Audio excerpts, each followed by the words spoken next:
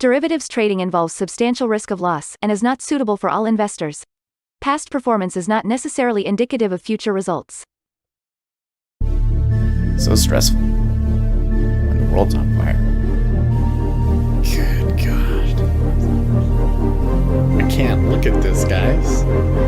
Like, my strategy is you buy it and you hope that you got a good spot. Yeah, but we all think you're crazy. You don't fight this. No way. The markets are freaking out and you don't think that anything is wrong? Come back tomorrow and I'll lose it all. Should be fine. Good morning, everybody. I am being spooky today. No. So we do have a PPI here in a bit, but I am having a little bit of issue with my platform here. It's just because I didn't start things in the right order. So while we're waiting for that to pop up, let's hop over here and see if we're getting data in NinjaTrader. Here we want this. And it looks like we are, because it is, no, it's the 13th. So Ninja is not even getting the stuff for the mic. Let's disconnect. Huh. Okay, we're just gonna restart everything. I think what happened was I came in and I accidentally started Rhythmic Trader Pro twice, and that's what's screwing everything up. So we'll just give it a bit. Good morning, Octavius. Good morning, Uzi. Well, I mean, I don't know if the overnight moves really matter all that much. It's probably not going to have moved too much anyways. But we do have US PPI in about 3 minutes. The headline number month over month are looking for a reading of spot 2 and a core reading also of spot 2. And I'm just guessing here, but I'm thinking that it will probably be either spot 2 or spot 1. So we shall see. We shall see. Hopefully this starts up quickly enough. I got 2 minutes. Can I make it? Can I make it?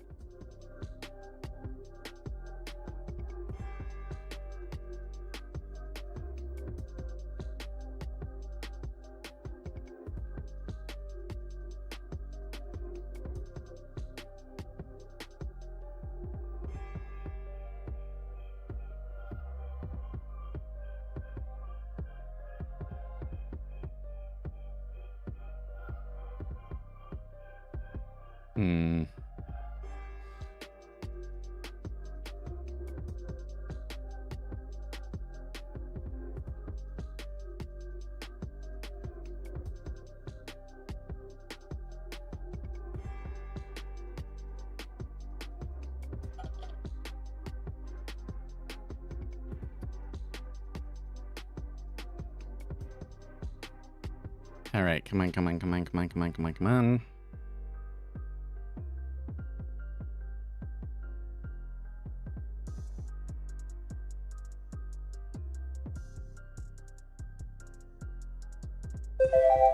Oh, you can do it. I know you can do it. Okay, we're good.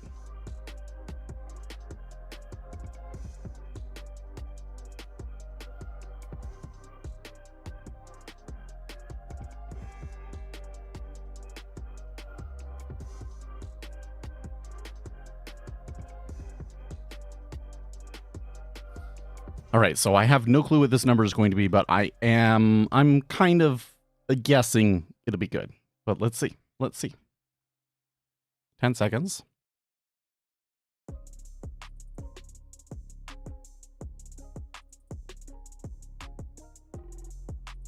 Okay, well, the treasuries are moving up big time. Whoa.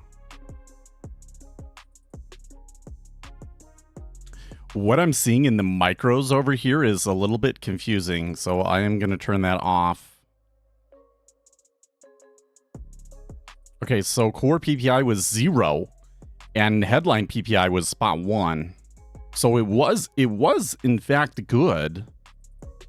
Why did it move that way?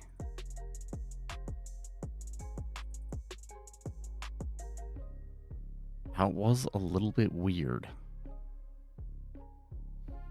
You know what? This move up was not as big as like the move down that we got. What was it, last week off of producer or purchasing managers indexes, right? Was it last week? Or maybe it was long. Your stuff takes longer to get going than my old site.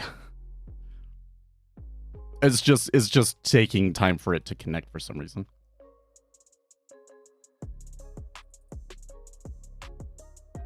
Loading all of the charts and everything is a lot faster than it used to be for me, at least. But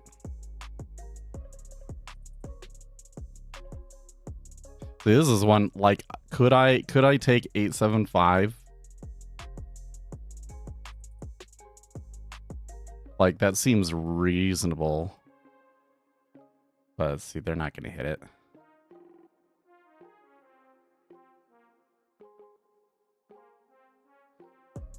There's a little bit of buying there at 14.5, kind of iceberging.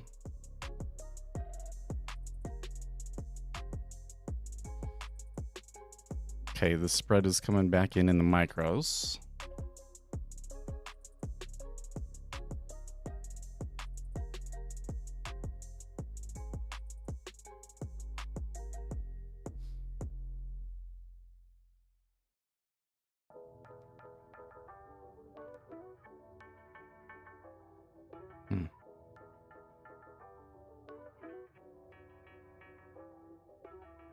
Spread it spread back out.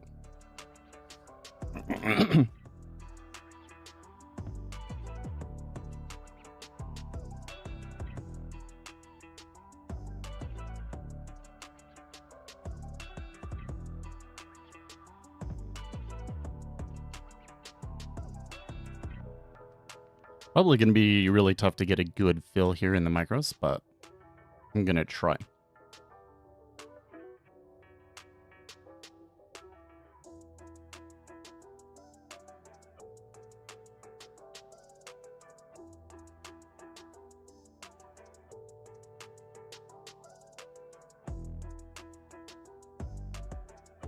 See, it is coming back here a little bit.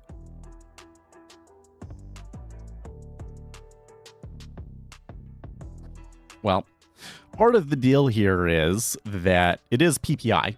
PPI is not nearly as big of a deal as CPI, right? But core PPI month over month being 0 versus a spot 2, to me, that's a big deal.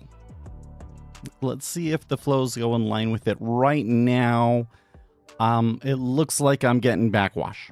Looks like I'm getting backwash. Hard to pick a good spot.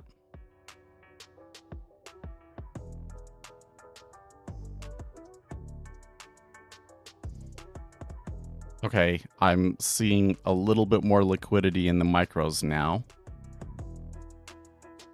Okay, that's interesting. There's actually some fairly large transactions going through in the micros now. And somebody is pushing them back up in the main treasuries. What else we got going across here? Japanese yen's looking pretty okay. Bitcoin did not move so much, curiously enough.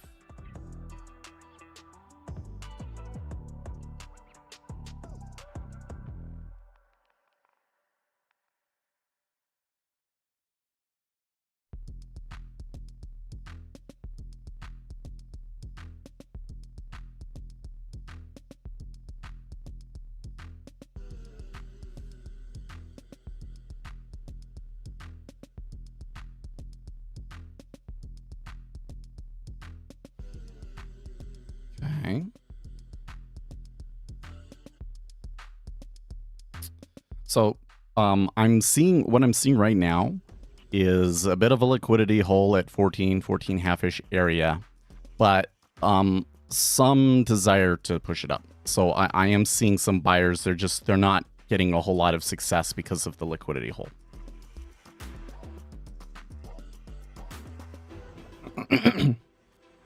they kind of step up to buy like 14.5, and then the bid evaporates beneath them.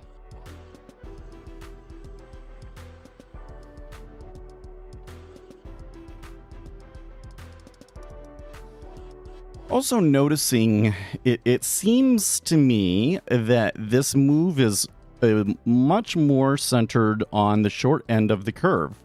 The ZB did move a considerable amount, but the spread between the 30 and the 10 hardly changed at all. There was some steepening between the 10 and the 2, and the 30 and the 5, but between the 10 and the 30, hardly any change at all.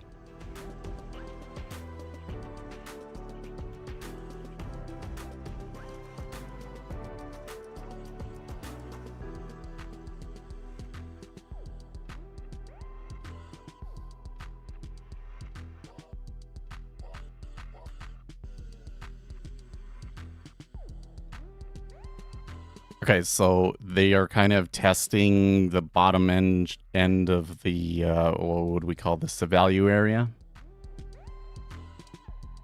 So that's quite a bit more pullback than I would expect in this situation.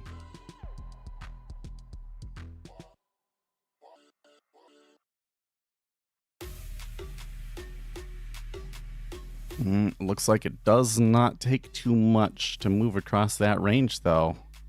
They took 12.5 with only 56 contracts, and then 13 with only 251.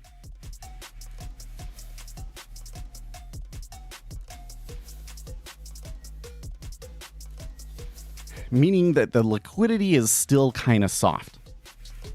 Even though there's like 3,000 contracts up there, like liquidity today is actually overall pretty good. Resting liquidity at least is pretty good, but latent liquidity at the moment is terrible.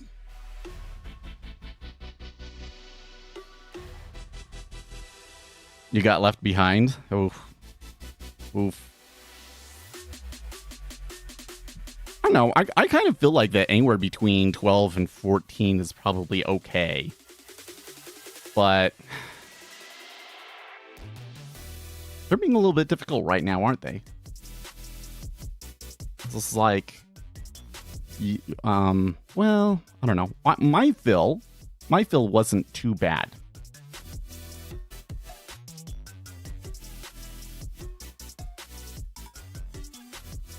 But they're kind of playing those games a little bit where it's like it drops down and it really shouldn't, and it seems like it's just the market makers playing with us.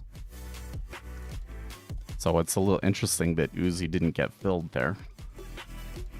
By the way, I was thinking about you yesterday and the whole neck thing.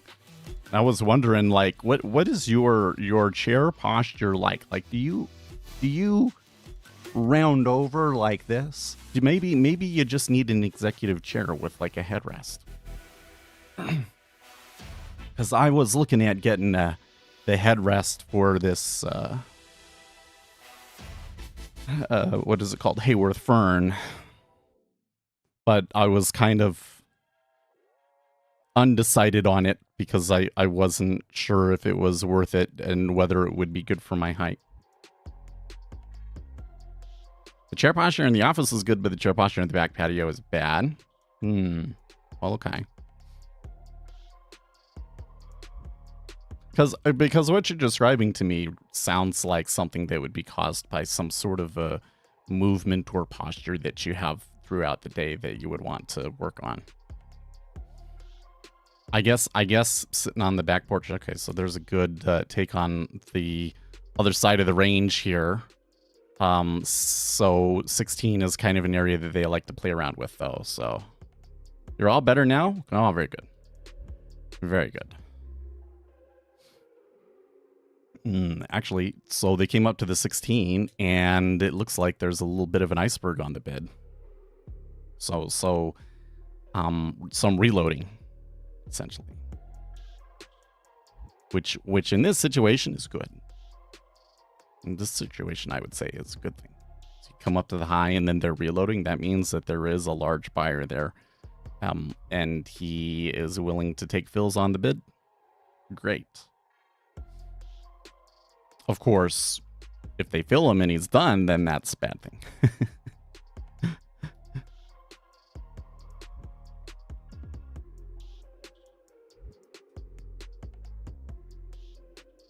But I'm still seeing volume to the long side in the treasuries.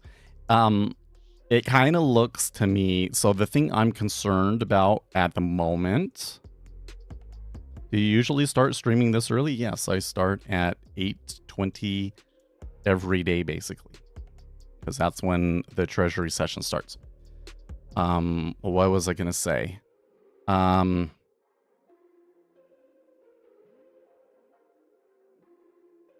So the concern I have at the moment is, who do I think it is buying right now? We've had about 10,000 contracts long.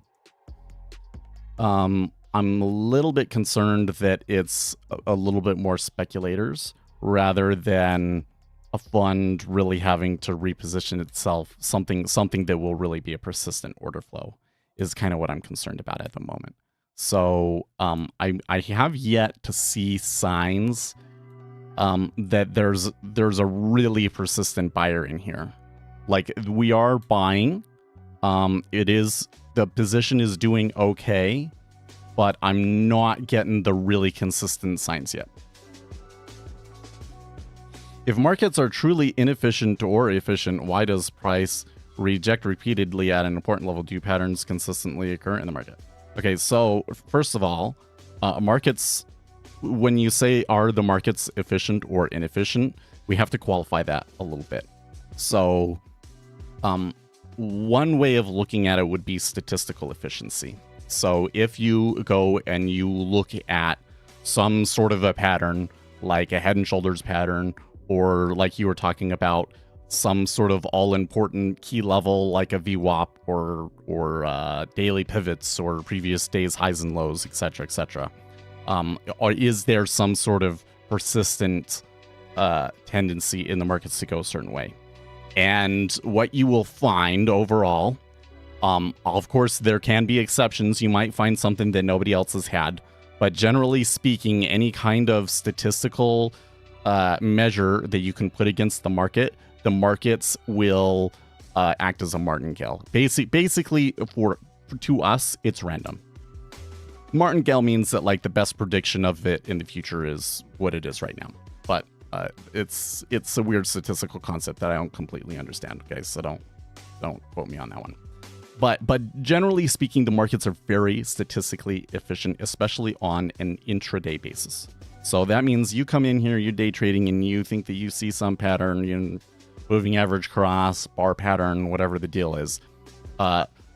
If there is a tendency for the market to go in, one direction more than the other, in that particular situation, then there is usually a risk-adjusted component of it, which is to say that when that signal fails, you lose more than you make. Okay? So on a risk-adjusted basis, the market is extremely statistically efficient.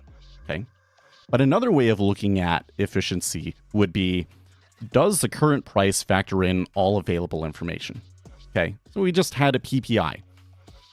Some people would say, okay, well, once the PPI is released, obviously the market's going to have to sort it out. But the market's sorted out pretty quickly, and then after that, certainly before the end of the day, then all of the information that we currently have should be factored into the price. Okay, and when we try and prove that, we have a lot of difficulty. Basically, any kind of like fundamental estimate of value that we think that we should be at, we find that the price is never at that value. And more so than that, we find that there is a lot more volatility in the markets than would be justified by actual changes in the fundamentals. So this is called the excess volatility puzzle. And market scientists have been puzzled by this for hundreds of years, what's going on, and more recent market research kind of suggests that the answer is that the market is not very informationally efficient at all, that the current price does not reflect all available information, not even close. And the reason for that is because all orders will have an impact on the price. What really moves things is people trading, the orders that are placed into the market. And so if somebody is placing orders into the market because they're an index fund and they have to rebalance their portfolio, that can have a very dramatic impact on the markets. And not only that, but that impact is permanent too. So like they could come in, they have to buy simply to rebalance their portfolio. And then when they're done buying, the price will remain at the price that they took it up to, essentially. There's like a little bit of a pullback, but it will stay there. And now that impact is permanent. And in order for price to come back down, somebody of, a relatively large size is going to have to trade it back to it. And the market usually doesn't do that. And so we find that the market can get very far away from fundamental value, and it can stay very far away from fundamental value for a long time. So what does that mean? That means essentially that it is very difficult to make money using technical analysis, but there is a lot of potential opportunity in finding an edge through informational inefficiency. But the problem with those informational inefficiency is that there's no guarantee that the market will actually go in the direction that you want based on that informational inefficiency. You have to have somebody else start trading it, right? The flows have to be correct. And so what we have to do when we're approaching the market is we need to replace these frameworks of, oh, there's a pattern and then I do this, or hey, what does this fundamentally say about the stock market and where is that going to go, to just predicting orders. What information do we have that predicts future orders, essentially? And some of the best predictors of future orders are like, it's the end of the month, etc. And that's essentially the way that I approach trading. Okay. So long-term success for a trader comes down to, at least a major component, is the management of risk. So I would put down managing risk as kind of a base requirement. So like, if we think about it as the market is very competitive, so in order for us to make money, we need to be doing something that not everybody else is doing, rather. In order to be competitive, we need to be doing things that not everybody else is doing, right?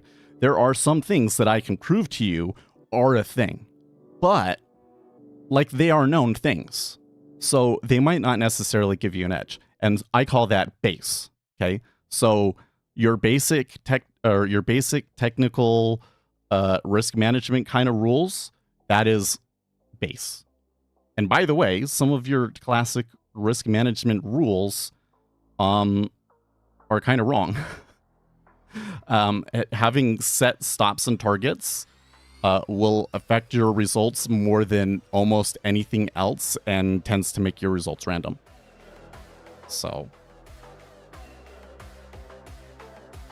yeah, technical analysis works until it doesn't.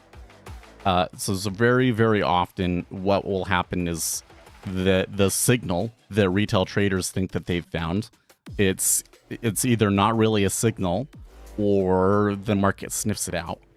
And so the end result is you'll get retail traders who seem to be having a lot of success for a time period, and then they'll just like blow up in one day. Really common. And we've actually had some instances where we've been able to track popular strategies because they became so popular amongst the retail community. And we can kind of see where like a couple of people following the signal seems to help the signal and make the signal better. But then once it gets too large, it collapses and then it just completely stops working. So really the question of like, are markets efficient or inefficient is like really the correct question to ask. And then why are they or are they not, right? So the other kind of piece of the puzzle in here that I would explain is like, okay, so I've established that the markets are inefficient from a informational standpoint. Why are they so inefficient? And the answer is that financial markets are inelastic. So what does inelastic mean? So elastic is a term that we use to describe in finance how a market or an instrument will respond to changes in price. So like if we're looking at the overall supply of a commodity, if the price of that commodity goes up, that creates an incentive for people to create more of that commodity. And so it will increase the supply, and that increase in supply will cause the price of that commodity eventually to come back. And so that's market elasticity, is that change in price kind of weighs down on it. So it's like a rubber band between your fingers. Price comes up, but then it gets pulled back, and that's an elastic market. So what would be an inelastic market? An inelastic market would be like you have a rubber band, and when you move your fingers apart, that rubber band stretches. Okay. So it can mean that like when the market moves up, it actually creates more demand for it, and it makes the market move even more, right? And so that's why we say it's inelastic. It doesn't take very much actually to move the market. Like we as retail traders, we think, oh, it takes so much money to move the market. But the reality is that pretty much any sum of money beyond your retail trader will move the market. Pretty much every institution out there, their transactions will move the market. And have a significant impact on that price. And that is why price moves so far away from like what would be an informationally efficient price, right? Yes, so an elastic market would kind of be like a form of mean reversion, exactly. Workers at NASDAQ did a presentation of EI recently, and they pretty much threw out two of the theories. They stated strong and weak efficient market is no bueno and settled on the semi-strong theory. Yeah. But that's kind of, why I had to go back and say like, okay, here's what I mean by efficient and not efficient, is that basically the framework that economists were looking at to kind of say, is the market efficient or not, does not really accurately match what the market actually was. Because the efficient market hypothesis was like, okay, current price is like all available information. And then there was like this semi-strong market hypothesis, which was the market generally factors in all available information, but you can still take advantage of trends. And that was kind of like the popular option starting from the 80s because of the hedge funds that made money from momentum strategies, right? So okay, there are trends that you can make money off of. But what I'm saying is a little bit different, right? What I'm saying is the market is very statistically efficient, but not very informationally efficient. So it's hard to find a statistical property that you can take advantage of. Why? Because orders have such a strong impact. And so if you find a pattern like that, it's really easy to remove it from the market. Like people start trading it, it gets removed very, very easily. Versus, meanwhile, you have these huge funds coming in and pushing things. And so like any kind of that like short-term technical analysis that you could be doing is like looking at the tiny ripples on the water and not seeing the tsunami that's coming for you, right? So that kind of leads to a second kind of interesting property of the market that is very, very important for retail day traders, and the thing that I think most people kind of miss and leads to a lot of the confusion and misunderstandings in the retail day trading world. And that is that because of those functions, the market on a short-term intraday basis is very different from the market on a daily basis. And so if you are swing trading and you're taking momentum trades essentially on a daily chart where you're holding those positions for potentially months and maybe even in some cases years, That's what a momentum portfolio does. And that has a long history of success. It kind of looks like that has maybe is starting to end, that like too many people are using those strategies and it's not as profitable as it used to be. Okay. But there is a thing there. And what has happened is retail traders read all of the stuff written by these swing traders and then thought that it applied to all types of trading, and it doesn't. Because when it comes to what's going on an intraday basis, all of those kinds of trends and patterns are so tiny that any one individual player in the market can come and screw them up. And so, you know, paying too much attention to those kinds of patterns doesn't really help you. Okay. But what does help you is if you know that those big guys are taking that kind of trade and are going to move price, regardless of what the fundamentals say that the price should be and whatnot, when they move price, they're going to move it and you can get ahead of it in some instances. And there are some signs in the order flow, not necessarily predictive signs, but you can see their footprint after the fact.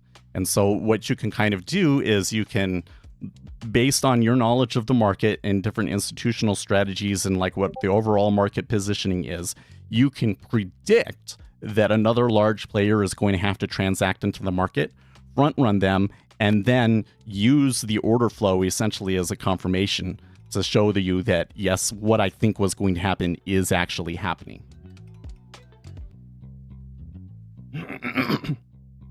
It doesn't take much, but your one contract, 99% of the, at least not in your favor. Yeah. I was going to say, if there's not really anything else going on, then obviously your one lot doesn't really matter. But like, if you're taking a trade there's probably some other retail traders that are taking a trade.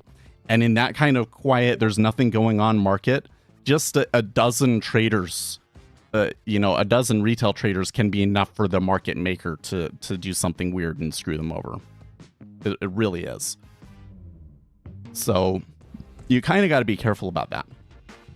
Like the way that I think about it is I pretend that I'm a big player.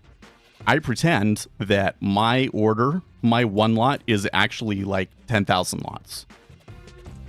And I say, okay, so if 10,000 lots came into the market right now, how would that affect things, right? I don't want to take a trade in a situation where I think that the market maker will see those 10,000 lots and go, oh, okay, let's go and stop him out, right? It has to be a situation where they would have to be a complete idiot to trade against me, right? That's what I'm kind of looking for. Is like a situation where the future order flow, I'm really confident about what direction the future orders are going to be. And I'm very confident that there's going to be other orders behind me.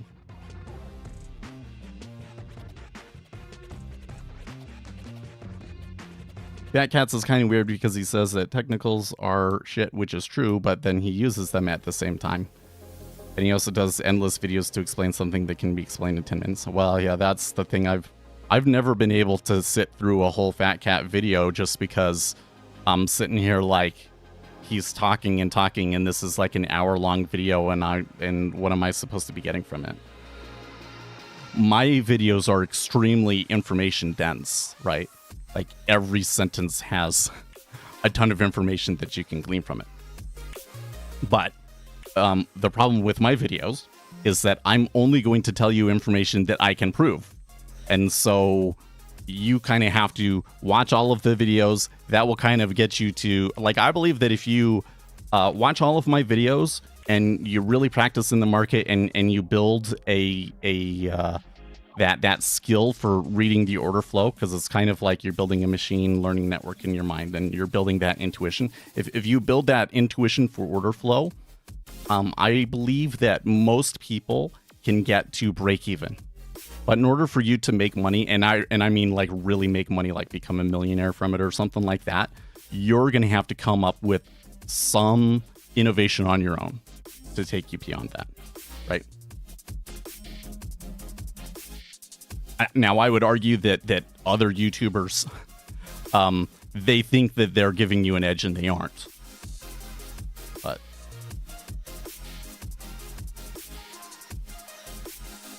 the old timers on Forex Factory have the best nuggets of wisdom, like the guys that have been around since before 2010. Yeah.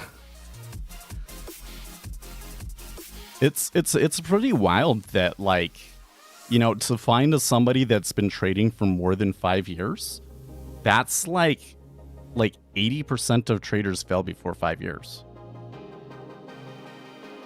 That's like one of the, you know, I wish that there was a good way to, like, really, how do I say, like, verify people's trading or something like that, so that I could show that at least this person has been trading for this many years. I think that if you came in and you said, you'll get this special flair if you have 5 years of profitability underneath of your belt,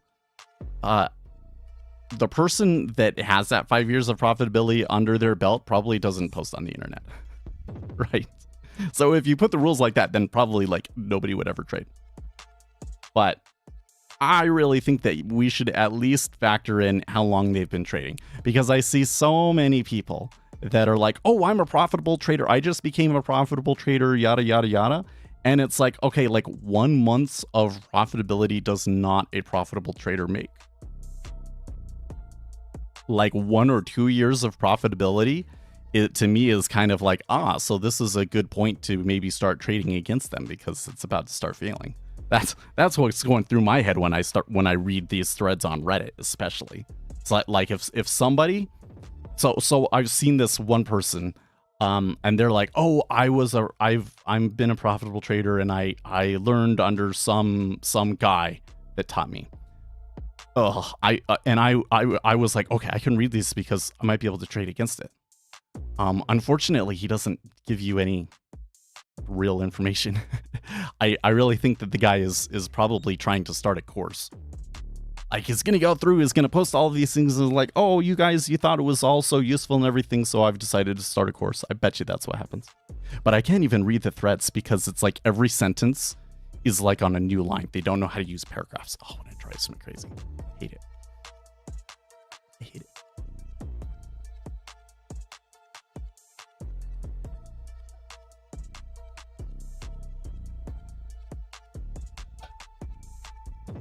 But going back, something that I would want to highlight is that humans have a tendency to, like, naturally apply technical analysis. We have this strange idea that, like, technical analysis is like some weird new modern way of doing things that, you know, normal people don't think of, and we have become more advanced. And we're starting to apply math to the markets and this, that, and the other. But the truth is that just about anybody that develops an interest in markets will start trying to apply the math that they know to that market. Our whole being is basically like all geared towards two things. Like the human brain evolved for two primary reasons, okay? One is to be able to predict seasons so that we can know where the animals are going to be or when to plant crops, etc., etc. And two, to handle complex social situations. So that complex social situations is kind of like that frontal lobe part of your brain, right? And some of these other things are actually maybe a little bit more of your analytical parts of your brain. So the brain is really good at, for instance, doing a regression analysis. Like, you can look at a plot of a bunch of points and draw a line of what is like the average line of that data set. Pretty okay, right? Technical analysis is actually the default way that the mind wants to approach those problems.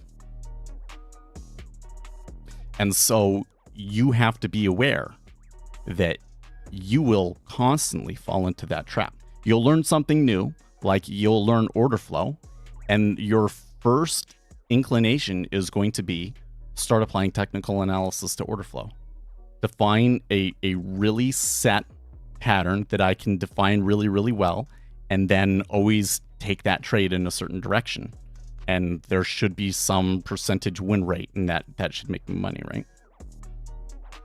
What I'm advocating is you actually take that frontal lobe part of your brain that evolved to handle complex situations, and you use that to analyze the market. Because what those are good at is taking a large number of pieces of information, a ton of different pieces of information, and combining it all together and getting an answer quickly. That's very valuable for trading. That means that we can understand things and make intuitive decisions on situations that are simply too complicated for anybody to like seriously, consciously analyze what's going on. It's just too complicated. So we build our intuition, and the intuition is fast. Intuition is fast, and markets are fast. So my argument is building intuition is better for trading. So ignore the technical analysis. Only focus on things that we know are true. Data points that we can prove. Understand, what's going on in the order flow in the context of proven properties of statistical properties of order flow. Okay. As an example, the best one that we got is that if you go and you take any one individual order and you say that it's a buy order, and then you come back an hour later and you pick another random order, there is a 0.5% chance that it will also be a buy order. That's a statistical property of order flow. So what does that mean? That we've found that's like these large institutions that need to trade things. They have to buy a lot, and it takes them all day to execute it. And so those imbalances in the order flows tend to persist. Okay, that's one empirical property of markets we can look at. So now that we understand that, I'm looking at the order flow, I'm looking at my cumulative delta, I'm looking at what's going on the DOM, and I'm looking for those empirical properties, and I'm noticing them, and that's all being encoded into that machine learning network, into my intuition, right? So now I have an intuition that's based on like real information, right? And that's probably going to give you a better edge than looking for a set pattern in the market. Because a set pattern, if it was a set pattern, somebody would have already done it and already been taken out of the market, right? But intuition is too complicated for anybody to program, at least right now. We're getting there where we might be able to have intuitive trading systems, but the data's not there.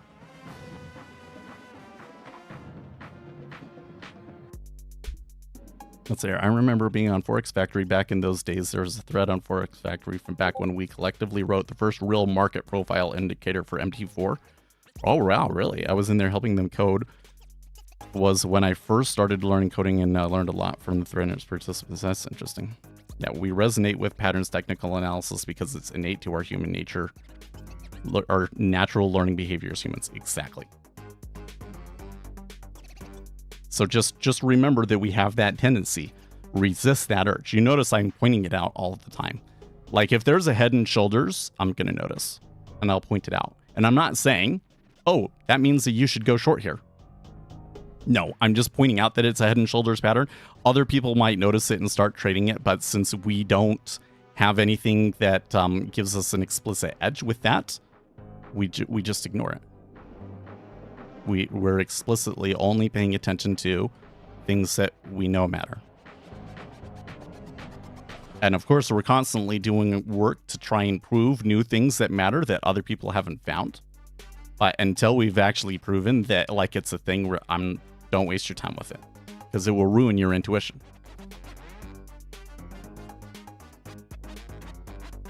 I have never seen anyone get banned from a live broker for trading before, so a really unique story to hear. I don't know what you're talking about. I've seen some people claim that they were like, they can't trade at Apex anymore. We might be talking about that. Because here's what's happening, is these guys, they go in and they do YOLO trades. And they will get a huge payout or whatever the deal is. And then they'll bust the account. And when that happens, Apex trading is basically out like $10,000 or whatever. And they can't like mirror those trades per se, because if they mirror those trades, they net lose money on them. So there's been some people that are like, you know, Apex is kind of like grilling them. They're like, okay, are you actually trading? How do I know that this isn't just one of your 5 robots that each take different positions to try and YOLO, essentially, right? So there's been a bunch of weird stuff, but that's really kind of more of a problem with how Apex is structured, probably. For a broker, banned from a live broker for trading before, that's weird. But maybe they were doing something really risky, I don't know. Hey, they finally had to take at 16.5. So that's good. Wow, it might be a tough pull to get above the high, but we're going okay.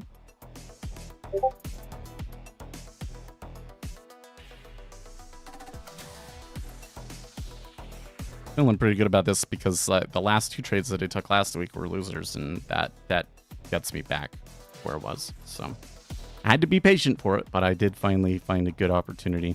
Hopefully it goes for a little bit more than this, though. That last little tick kind of looks maybe a little bit too much too quickly.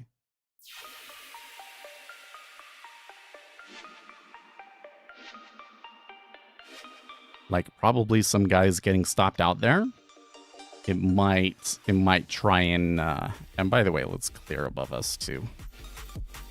It's been so long that those numbers aren't really relevant anymore. They might chill here at 16.5 for a while, I'm thinking.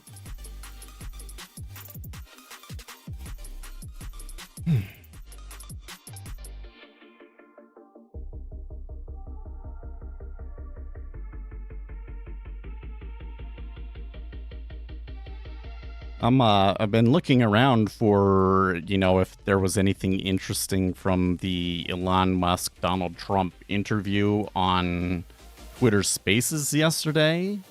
But the only thing that I'm really seeing is that people thought the audio quality was bad.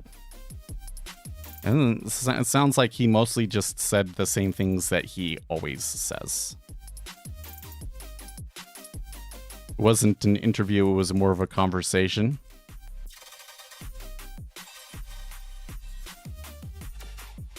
You listened to most of it? Okay. I was thinking about listening to it, but then now, you know, when the time came, they were saying they were having problems, and I'm like, I'm not waiting around for this. Oh, really? He talked a lot about the assassination aftermath, you mean?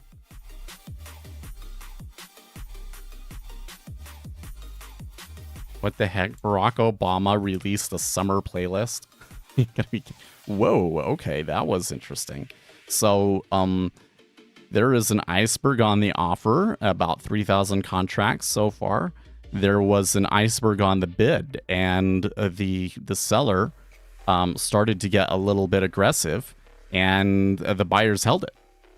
So that could be something that could cause price to kind of consolidate in that area, but it could also be something that causes somebody to capitulate and could bring us up to the highs. So let's see how that plays.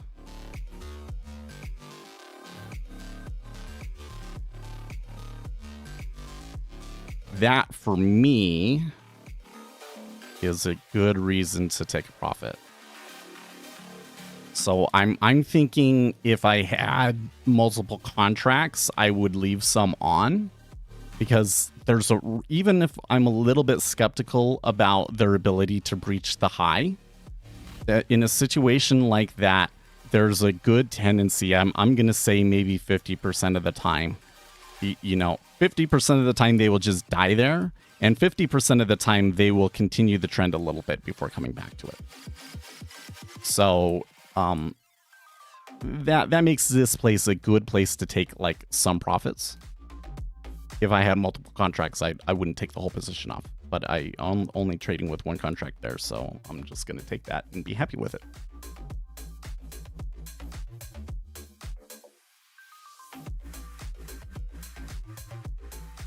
Okay, so Namra says, interesting, the day following a bearish engulfing candle on the S&P 500, it closes higher 61% of the time, while the day following a bullish engulfing candle only closes higher 54% of the time. That makes complete sense to me. So like I said, when it comes to the intraday action, you have to realize that any kind of technical pattern that you see could be destroyed by any one professional. Okay, like other retail traders, their ability to move the market is pretty limited, but basically every institution has the ability to move the market, and you don't want to trade against them. So, it's kind of almost not worth paying attention to patterns. But when you get onto daily basis, there are, some of the kind of more like fundamental inefficiencies in the market microstructure kind of persist and are more reliable at that level. So this sort of thing that like when you have a really bad day that like engulfs the day previous, there's usually a pullback the next day. And it's not as common for when you have like a really bullish engulfing candle. Totally. I can totally see that. Assuming that you're gathering those statistics from a really, really big data set, that seems like a statistical inefficiency that you might be able to try and use to your advantage. Brent says Trump is recruiting Elon for a cabinet position is what I got out of it. Maybe. So one of the things that I had heard Elon Musk talk about was that there needs to be like a government efficiency board that is going through the government and basically department by department and trying to yank out all of the government waste. And Elon Musk would be really interested in being on a board like that. So I think that these kinds of like business roundtable kind of advisory board sort of things, definitely I can see Elon Musk participating in those. But I do not see Elon Musk stepping down from his current leadership positions to fill a cabinet position.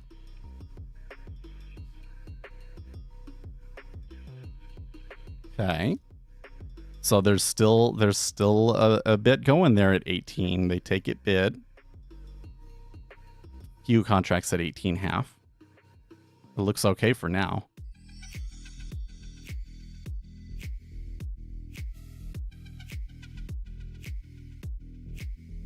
Maybe I'm wrong. Maybe they're going to just slam through this high and it's just going to keep going and going and going. Given that it was PPI news and everything, that's entirely possible. Usually that initial move is like so big because of the lack of liquidity. And once the liquidity is back, it's really, really hard to get above it. But if there's a really huge persistent imbalance, they can totally do it. And there's definitely that kind of an imbalance coming through in the 30-year. Interestingly enough. In fact, the 30-year on this last kind of leg of this move, when they broke out from like 16 over here in the Treasury, when they broke out at 16 over here in the Treasury, it was like breaking out at like 20, 22, 24 in the ZB. And so that was a pretty excessive move, and we actually saw the yield curve flatten. You can see here on with our trusty spread indicator, flattening, although coming into an area where we're likely to start to see some mean reversion in the yield curve, so be careful.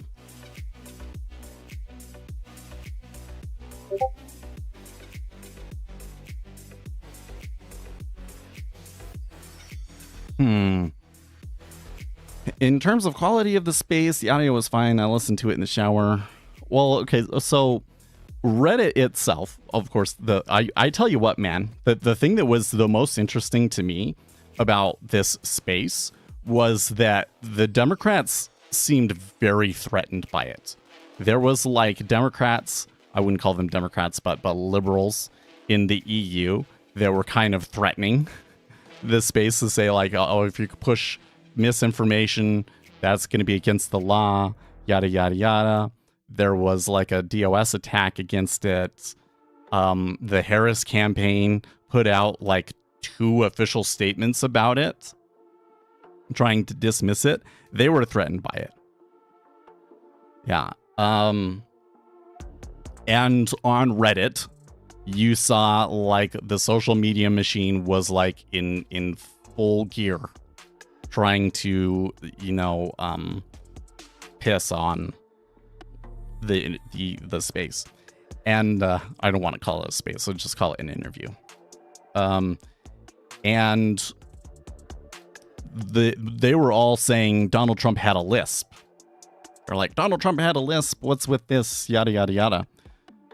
When I went to the conservative subreddits, I actually didn't see much at all on the Donald. Maybe I should look in a second. But when I was looking at like the conservative subreddits, they also said something to that effect, but they didn't say, oh, Donald Trump has a lisp, is he getting too old, etc., etc.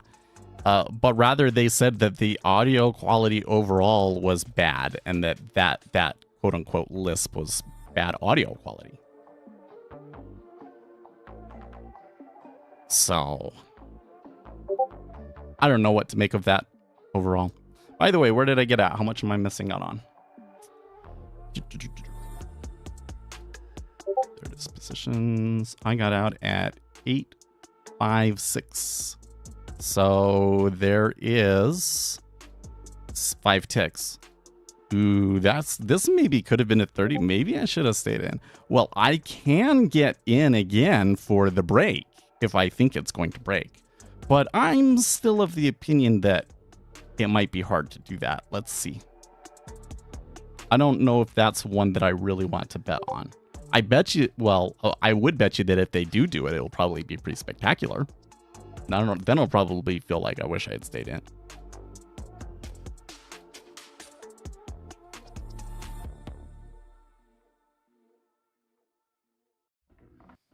But this also kind of makes me wonder, like, so when Donald Trump has kind of been pressed on, how come you aren't doing as many campaign events right now and that sort of a thing?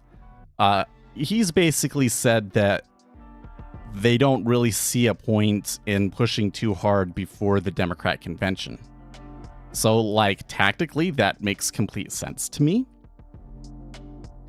But, you know, it's causing people to ask if he's getting tired and that sort of a thing. And I'm not 100% sure what to make of it, you know?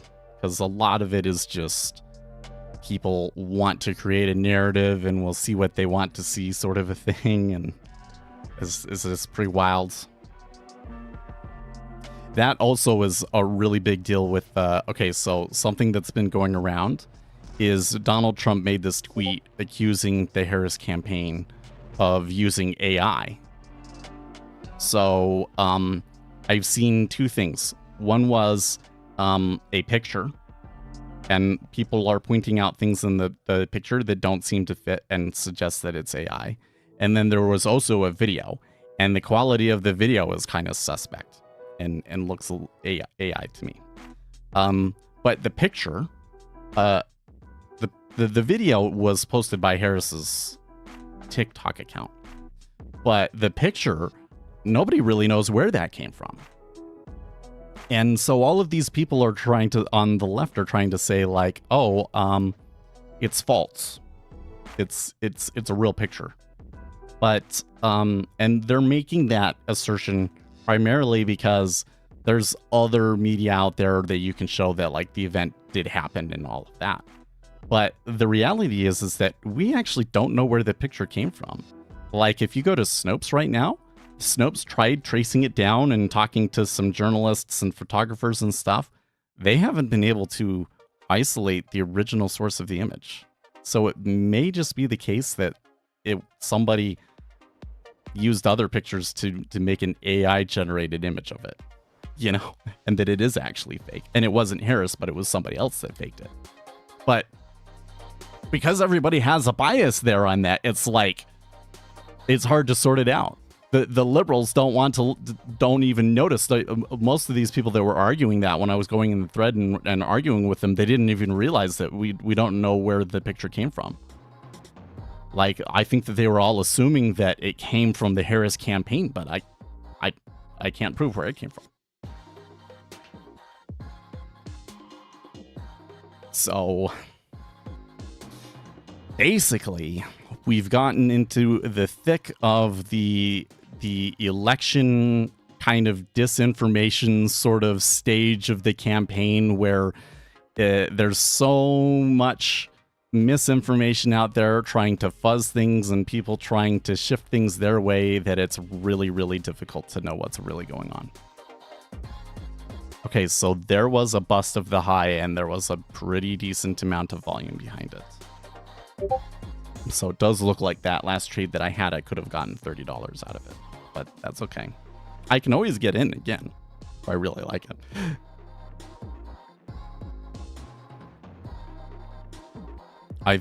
So if I reset things, okay, I don't really see any huge targets above me until we get to 25, and that's a little bit too far away to think about. And 2 ticks back, so I don't think that I could feel too confident on like a continuation trade, like trying to get back in on that. What about from a volume profile perspective? Well, we're higher than basically the whole week. Next, like, main pivot point that I've got from days past is all the way up at 29. Where is that 25? So there might be something about the 25 because there was this key level back here.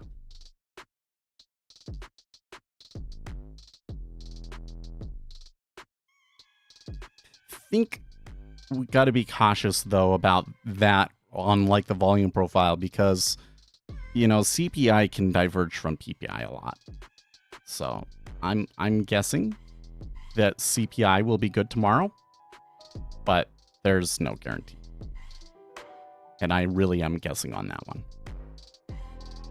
Am I guessing? Maybe it's my intuition. My intuition, this one today, I think I was guessing, but for tomorrow, my intuition is kind of telling me that CPI will probably be a positive event for the markets. Because really, they would have to get a really bad, well, not a really bad CPI. You would need to get a bad CPI number or otherwise. Like if it's in line or lower than expected, the market's going to go up. So the situation where it's a bad thing for markets is really like the minority of the cases. Much less likely. And all of the information that we've kind of been getting, I think, kind of points towards less inflation.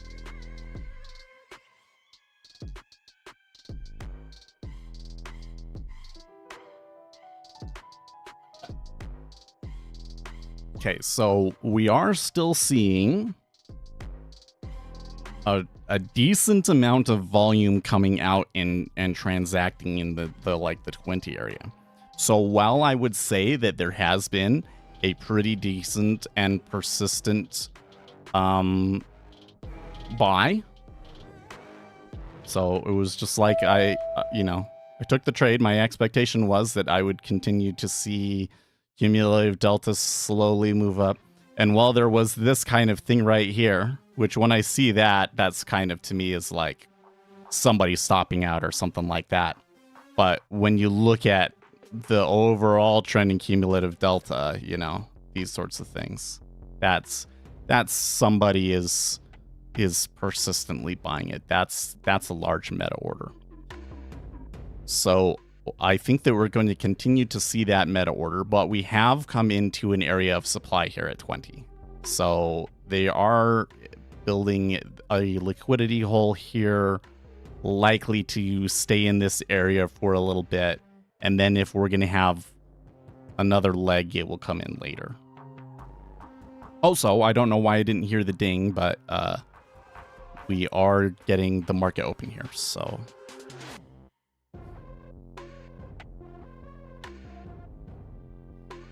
What's going on over here in the Japanese yen? Oh, that's very interesting. So, there was the initial news. They didn't do anything. And then there was another spike about 15 minutes ago. And does that spike correspond with the treasuries? Well, it kind of looks like maybe the treasuries were... No. They came in at the same time. But, like, that's a huge move in the Japanese yen. So, was their yen intervention there?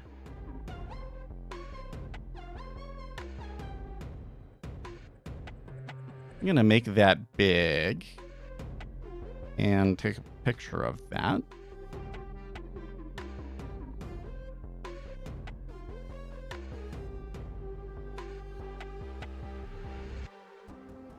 That kind of looks to me like the intervention.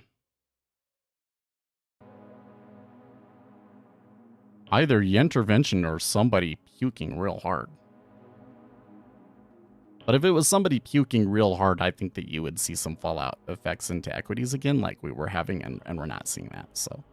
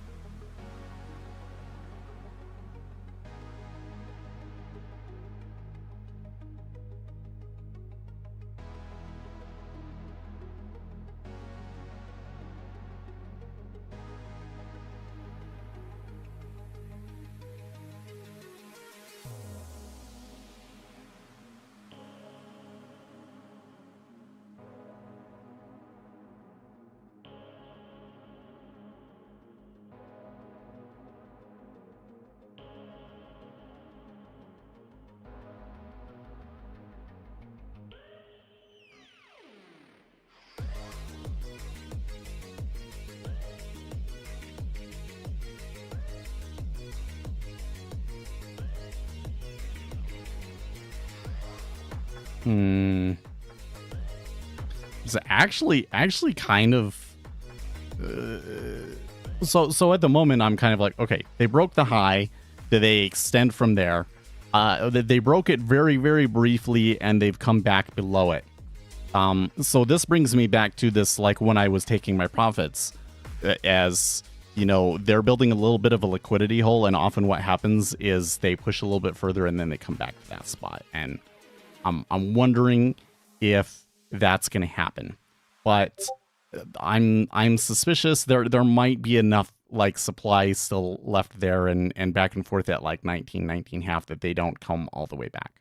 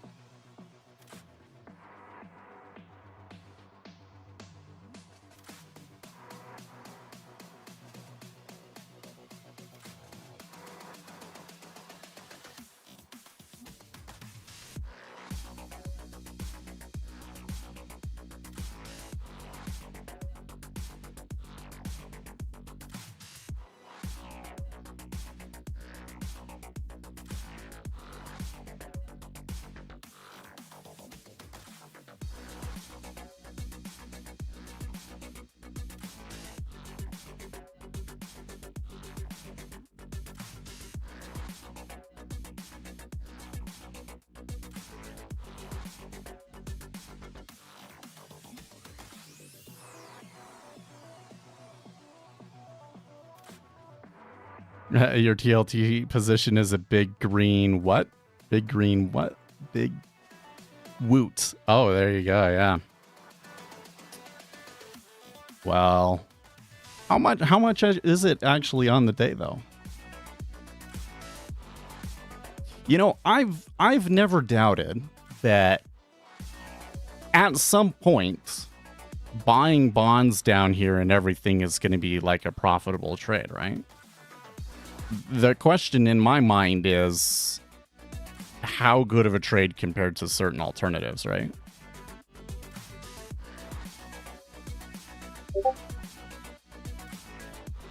But let's see here. ZN itself is up 0.29%. Only 0.64 on the day. And how much is... Well, the NASDAQ is up 1.3%. So, like just for example, because I think that we first started talking about this like at the beginning of the year, right? So, if you woulda, coulda, shoulda put it in NVIDIA, you probably would have made more, right? Will you continue to make more off of it in the future? Who knows? Maybe not. But this is this is the part about stock investing that I can't seem to wrap my head around, right? I think that we've done a lot of really good research and everything around, you know, what causes individual markets to move and you know, why the market is statistically efficient but informationally inefficient and all of that sort of a thing. Okay, cool. But when it comes to, you know, especially managing a portfolio or managing a stock portfolio, there's this additional layer of complexity, which is there's so many different instruments that you can choose. Which one do you get into? And you're not looking to just run off of one order flow that day. You're looking to, you know, predict the orders over like 5 to 10 years.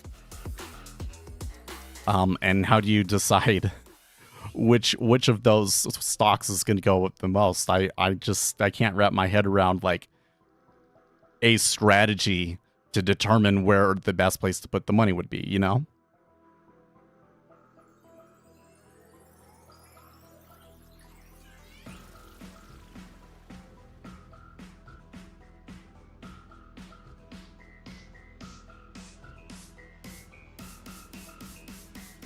Pretty good stack there at 18.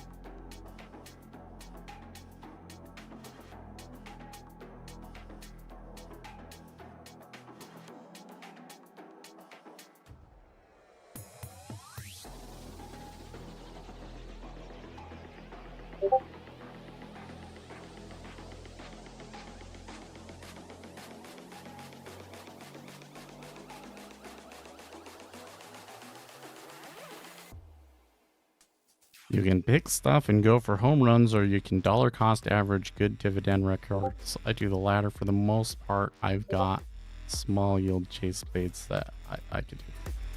I think that with a stock portfolio that I want to make more money than I would if I put it into an index fund. I think that's my larger goal with stock investing. is I'm going for excessive gains of some sort, you know?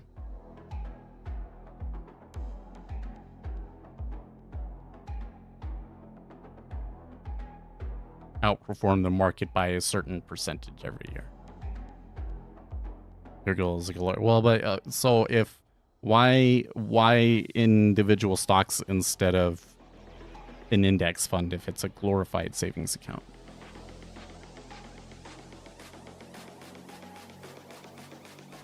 Right, because to me, the fact that it is money beyond what I need for retirement and therefore I can take risk on it is like a key part of it, right? I can take risks with this, so that means I want to make more than what I would make with the index fund. I'm willing to take risks to get that. So my Sharpe ratio, I'm going to look at my Sharpe ratio and I want my Sharpe ratio to be good, but my Sharpe ratio being good is not as important to me as the overall gain that I make, right? Because I understand that I'm taking on extra risk to make money. Not like excessive amounts of risk, so much so that I'm like guaranteed to blow up at some point or anything like that, but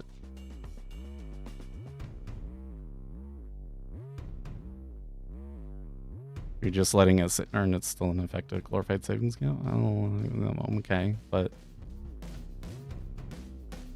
so like if I invest in individual stocks and then over the 10-year period I end up making consistently less than the index fund, then that would be like a big failure for me, right?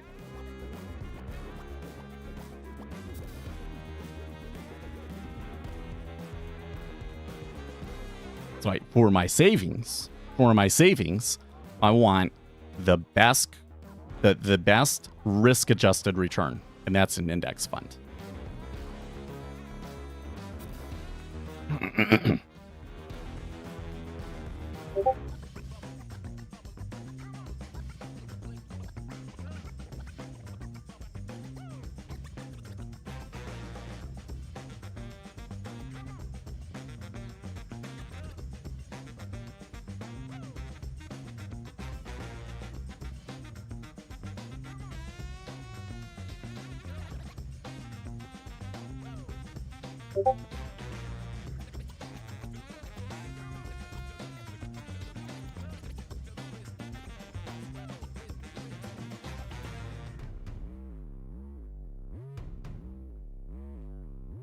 Your 3-year performance is 36.5. Well, wait, but what's the 3-year performance of the S&P 500?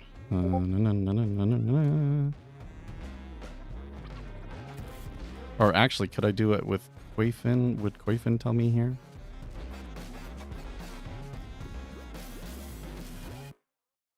You say 20. Do you have 5, or is it only, or have you only had it for 3 years?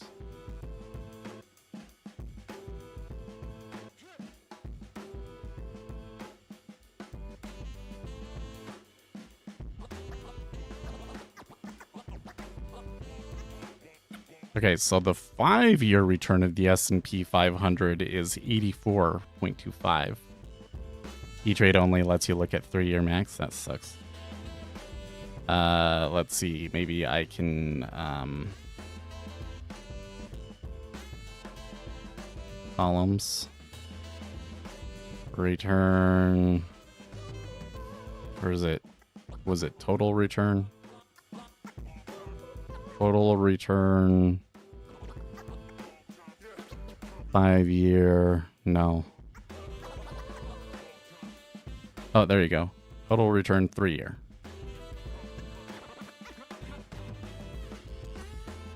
Did I get it? I don't think I actually added it.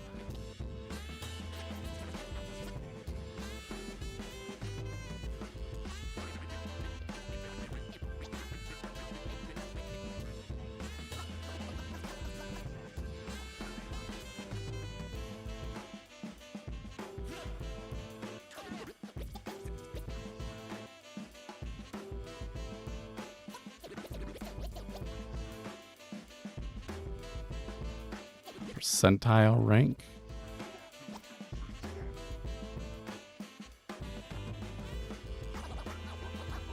Oh, here we go. There we go.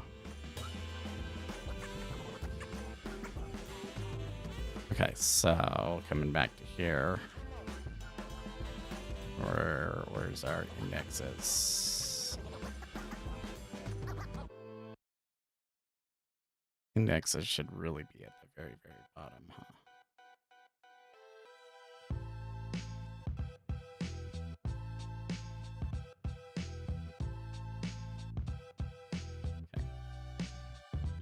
So the S&P 500 total return 3-year is 20%. You're correct. But what about the RTY? Oh, the RTY total return is negative 6.45. Really? Okay, but a 5-year return is 37.71.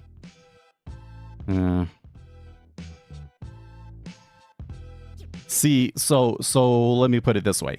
I think that for me to justify trading, or not for me to justify, let's say the goal for me for a stock portfolio would be to get a return higher than the NASDAQ. So a 5-year return that's higher than 112%.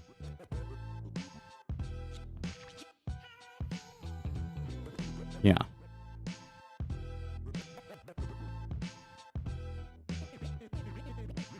Because basically what I'm doing is I have a balanced stock portfolio, but I just have slightly higher beta, right?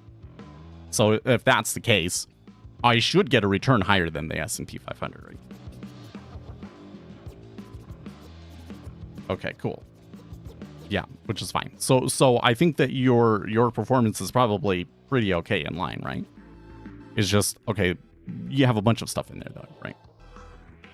So the question is still, you know, what should be the overall strategy for selecting things to decide what should be going into the portfolio today, right? Because I can come in and I can say, well, I think that we might be near a multi-year low in the treasuries, right? So does that make the treasuries a buy? Yes. But does it mean that I should put it in my portfolio? Not necessarily. It depends compared to the alternatives.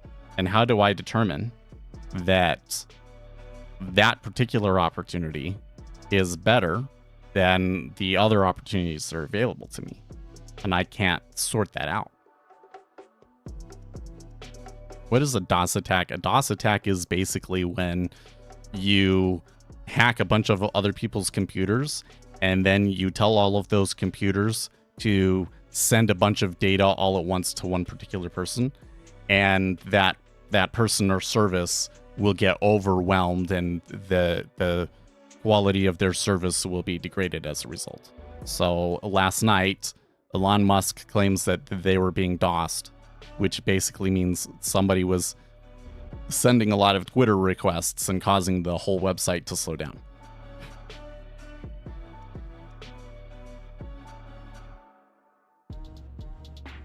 But you have to have a bunch of machines, like one machine can't do it. You have to have a bunch of machines to send information.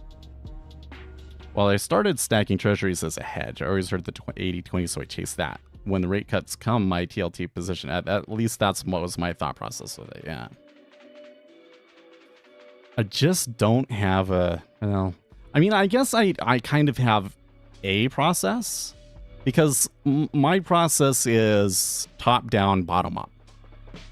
So I'm going to look at the market and I'm going to say, in the next 5 years, which sectors do I think will do the best?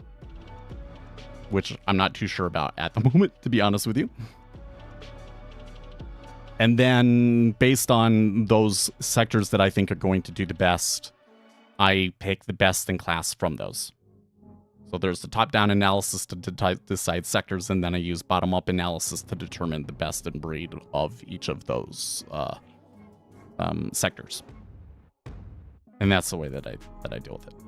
So there was a time when I thought AI would be a good one, I no longer believe that. No longer believe that. One that I think will do really well is stocks that cater specifically to aging boomers. That's a key one. Aging boomers, and then maybe stocks that cater specifically to single women, single millennial women. I have these other ones that, like, I'm interested in them, but I'm not necessarily sure that they're going to provide me the best return, like the rare earth minerals and new nuclear. Though that's kind of fits into those categories. So I guess I could say that I have two portfolios, because one portfolio should be things that I care about, and another portfolio is things I think are going to make money, right? Tampons for men and boys will be the next high growth sector.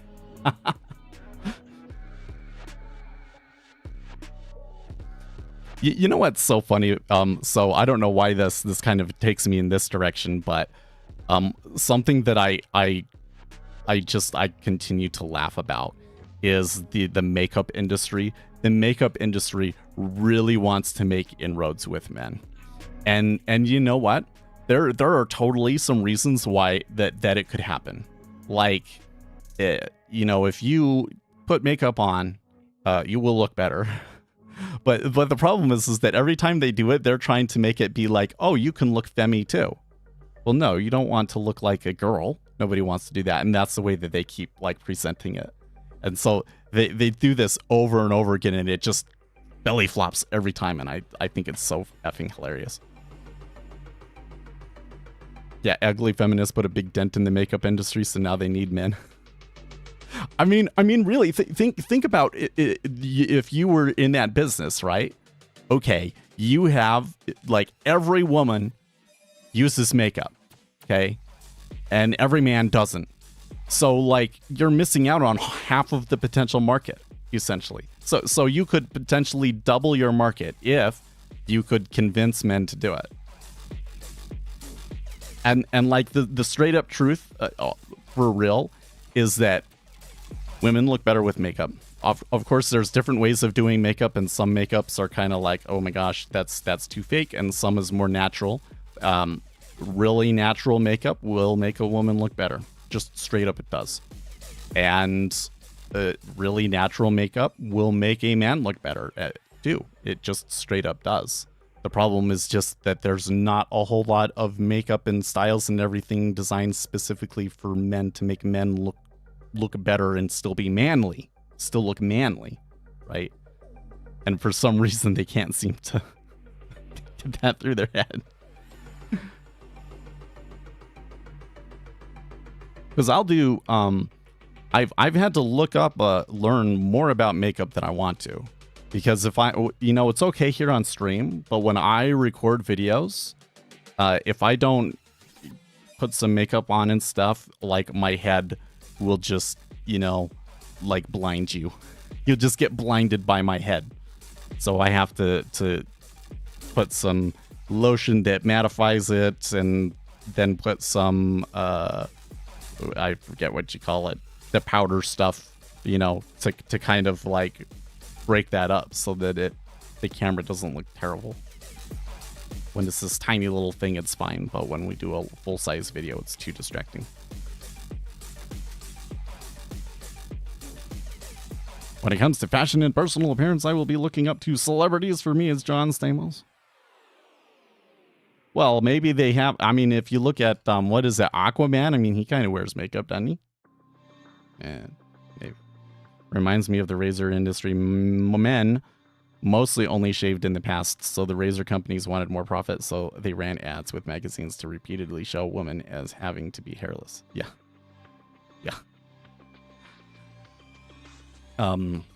Well, and the other something that I find really, really fascinating is that before World War I, having a beard was the thing.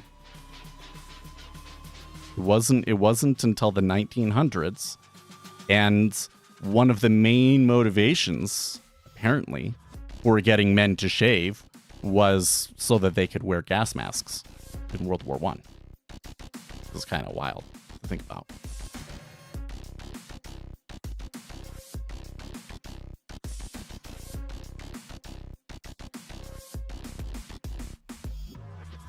Well, so we did come back a little bit.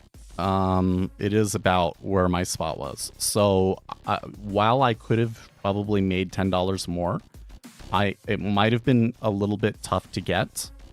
You know, only 10 orders got executed down in there, so I really would have needed to have put my limit order down at 30. And if I had made 30, why not go for 40? But the reasons why I got out where I did appear to have come through. My reading of the flows and the price levels and everything was correct. And I knew that there was a chance of there being a little bit more profit, but I wanted to lock it in. And then, they did the little bit of extension and came back to that spot. That means I'm reading it correctly. So that's good.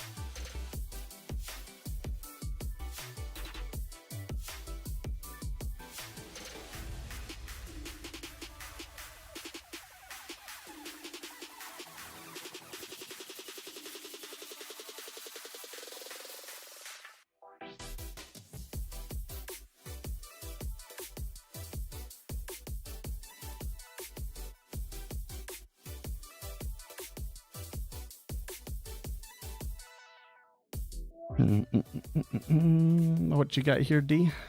Oh, it's some Forex expiries. Oh, that was yesterday. Today is the 13th. By the way, did I set the date correctly? Yeah, I did.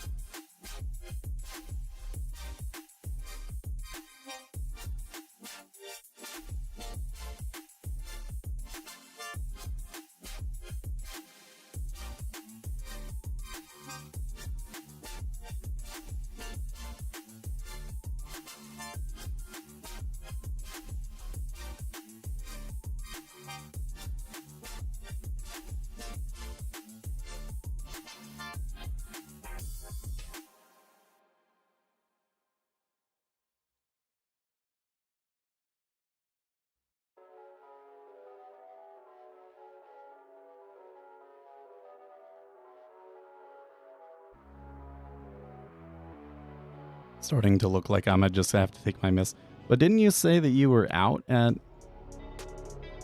Or when you said that, were you just saying... if I had gotten in... Oh, that was Octavius that said he was out at +5. Okay, never mind. It was a good spot. You know what, though? I kind of wonder. So how... Yeah. How... What are your... So... How mad are you about missing it? Like, do you wish that you had accepted a few ticks higher? Or was it like, if I couldn't have gotten that price, then it's okay? Because I took a little bit higher. I said, well, I don't know what's really going to go on, you know, what their best price is, but I do think that we're going to see flows come in, take us higher. And it seems like this price is okay. And they moved almost 10 ticks against me, I think.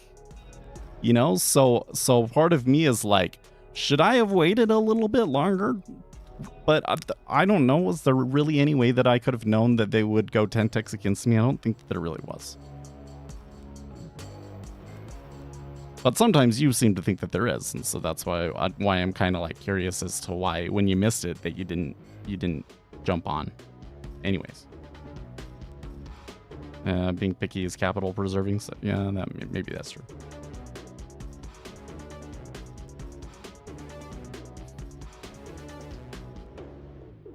Because when I took it, like, my thinking on this was, yeah, my thinking on this was, well, when did I take the trade, actually? I opened it at 3306. 3306. So I took it right here. So my thinking was, here's a range. Anywhere within this range is probably acceptable. I'd already taken it. If it had come down here, I think I would have taken it again.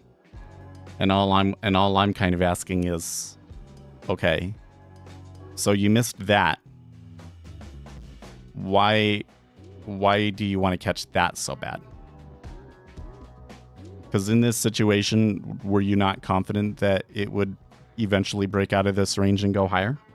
Because to me, that was always the goal, is it was going to get above this. So, I don't know. And as such, I probably would have been okay with buying it as high as 15.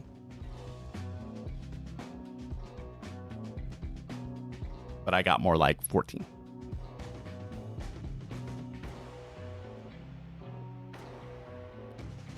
It's tough because, like, optimizing those entries and exits and, like, not missing trades. We don't get very good tools and ways of analyzing things for us to really know, you know, how particular about those things we should be. Should I have waited for the 10 ticks more or not? Well, on that one, I'm pretty confident that it's not. On that one, I'm pretty confident because I've gone through so many times where I wait for it and it comes all the way back. That I know the chances of it coming back, even in this situation, is high enough that I probably want to take that. When I start to see the leg dying out. But the entry, I'm not so sure. The entry is like, how do I reduce my MAE? Reduce my MAE without reducing the total number of trades. I've never been able to find something that deals with that. You try to enter at particular prices.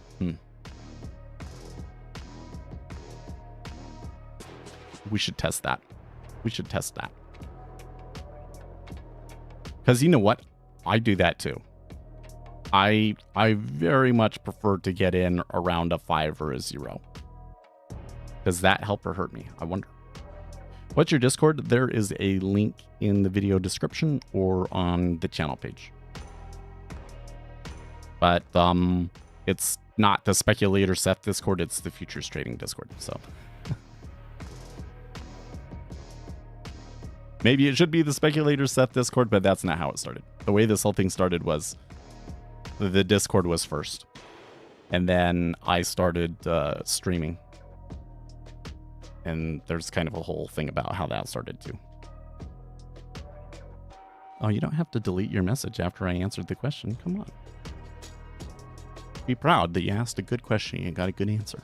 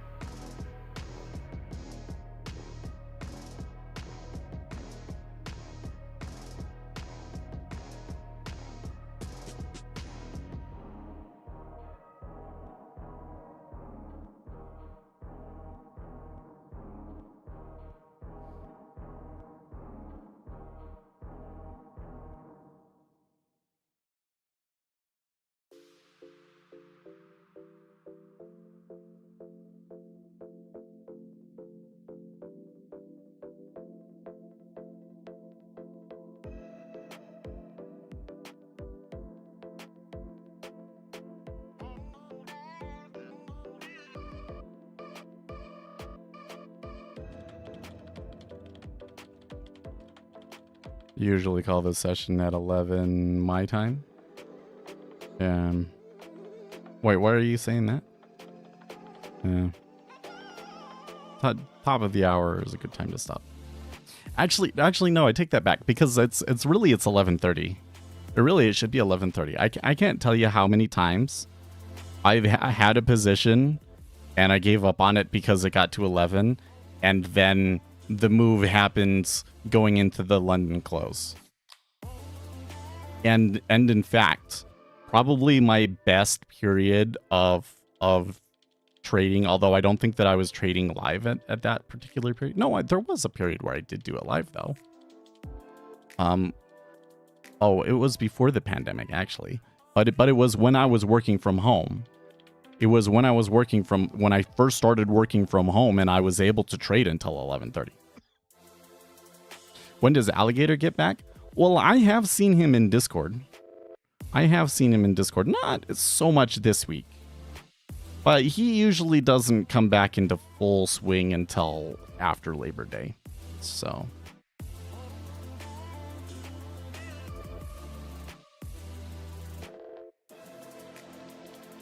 Mm, 17.5.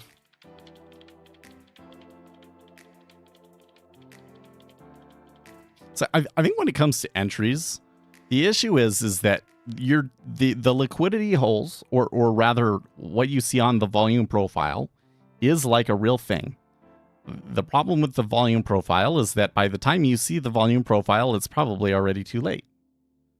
I want to see, okay, there's going to be a range develop, and I'm going to see this sort of a thing, and my entry belong is at the lower end of it, right?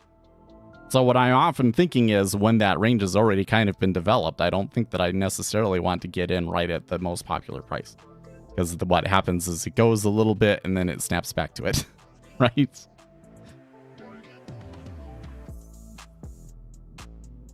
So the question is kind of, okay, first, how do we determine that a range is going to develop? Actually, I think we've done pretty good at that. There are some kind of signs that can tell us that that's going to happen. But the thing that I don't think that we've been able to figure out is how wide around that range is actually going to be, and getting a good fill in there. To me, 17.5 seems a little... but maybe not for D, because D will often take, only a few ticks anyways. That's fine.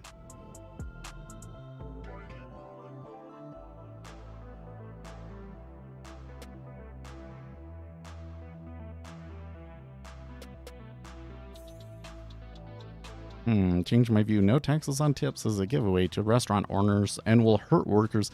You know what? The whole no taxes on tips thing is super interesting to me. So, because it basically becomes a way to get around the gift tax, I think, right? So you want to gift somebody something? Well, don't just give it to them. Have them do some service for you and then tip them some obscene amount. and it's not taxable. It seems like that no tax on tips, there could be like way too many loopholes. They'd have to think of it through a little bit more than just no taxes on tips. But you know, that's the way that Donald Trump does it. It's fine. It's okay. They can work that out when they're actually doing the legislation. But then Kamala Harris comes out and is like, oh, I want to do no taxes on tips too. And everybody on the left is like, no, that was a dumb idea of his that he had that we didn't like. But now, because it's Kamala's idea, I guess we're all supposed to be quiet and just accept it. But that's not what I saw on Reddit, dude. That's not what I saw on Reddit. On Reddit, almost every thread that I've seen about this has been no taxes on tips is probably a really problematic policy. And I think that they're correct. Like no taxes on tips, like overall, is a problem. But it might not be hard to fix. You might be able to say no taxes on tips as long as the tips don't exceed a certain amount in a year or something like that, right?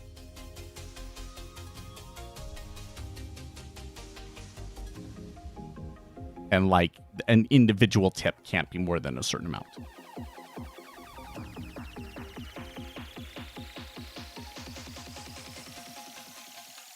The UAW files federal labor charges against Trump and Musk for attempting to intimidate and threaten workers.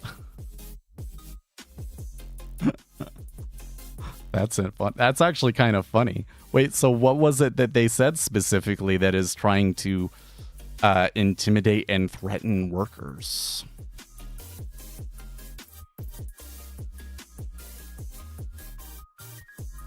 No tax under 20 or 30% of the cost of the receipt would sound realistic with how you just put it. Yes and no. So like, what if, I don't think that would work actually. So what if they are, what is this called? It's not a chauffeur, but you know, you go to a fancy restaurant and they park the car for you, right? Well, parking the car for you costs a certain amount. Like, I think the last time I did that, it's been a long time. I don't think, valet. There you go. It's a valet. I don't think I've used a valet since the pandemic. But I think last time I used a valet, it was like $6 or something like that. So if you're giving them 20 to 30%, that means that you tip them $2. Is that actually an adequate tip for a valet? I'm not sure. There might be some industries where the tip that you're going to give the person is going to be more than. Or what about if it's, a helper at a hotel? Okay, well, that one, you're not necessarily given a receipt for the service that you're doing because they're just moving your luggage and you just tip them, right? So, like, I'm not sure that would necessarily work. But I think that as long as people aren't receiving like, $10,000 tips and things that would exceed the amounts that are like for gift taxes and things like that, should probably be okay. And the amount of money that the government loses over no taxes on tips is not crazy.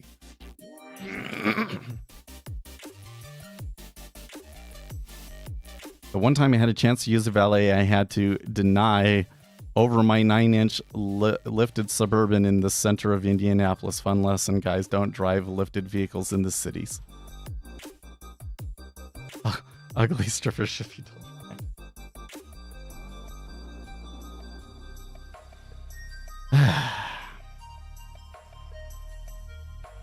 When I saw the no taxing, well, I actually didn't really think of it too much when Donald Trump did it, to be honest with you.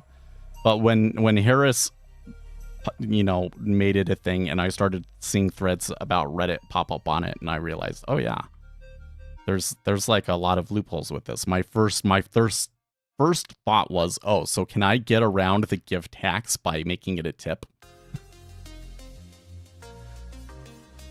Right? Is there some way to make it so that like you're CEO of a company and you don't get paid a salary and all of your wages come from the company tipping you somehow? What actually makes it a tip? What is the legal tax definition of a tip? A tip or gratuity for tax purposes is defined as a non-compulsory additional payment for services. The customer is free to set the amount.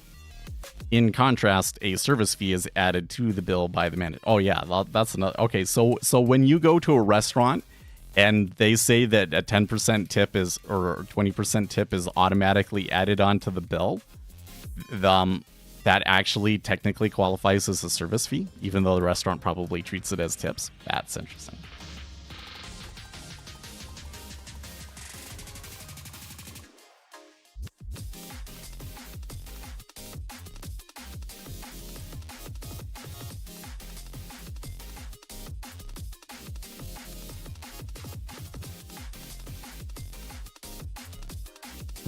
I don't know if I want to touch the stuff going on in Europe right now, to be honest with you, just because I don't fully understand it.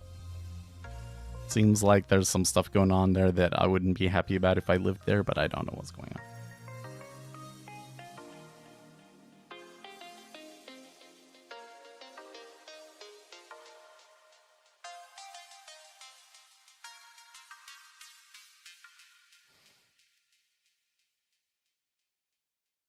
Oh, we've still got about 40 minutes, so.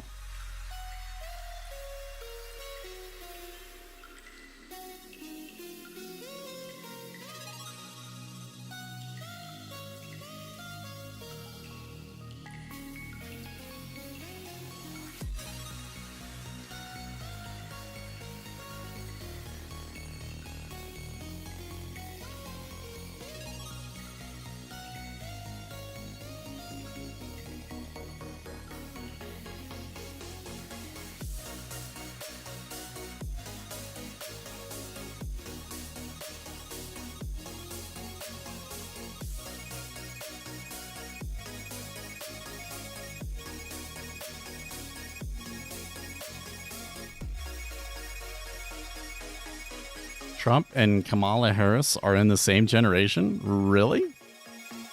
Interesting. So Kamala Harris is not Gen X. She is a boomer. That's news to me.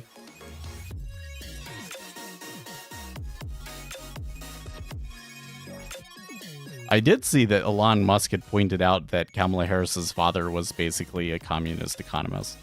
That's something that, like, I really feel like should be talked about more, don't you think?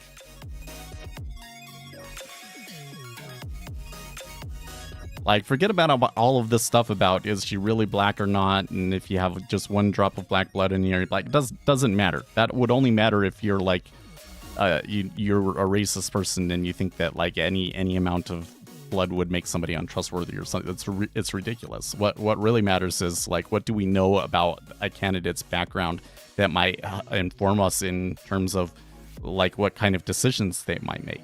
And so when it comes to that, really it's like, what was their household like growing up, and like what kind of culture did they grow up, that it matters, right? And the biggest thing that I see in Kamala Harris's background is that her father was basically a communist. Like, seems like an important point. Seems like something that might affect her worldview and the maybe be part of why she's so far left, right?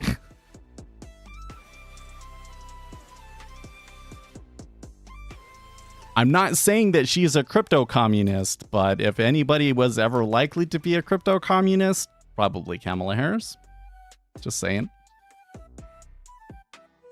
So I'm not saying she is a crypto communist, but I do think it is a concerning part of her background that voters should consider. They brought that up. There. I fit in controversial politics stuff that that somebody's not going to like and leave the stream for. So I think we're good. We prevented the stream from becoming too big once again. So so that we can continue doing this the way that we're doing it.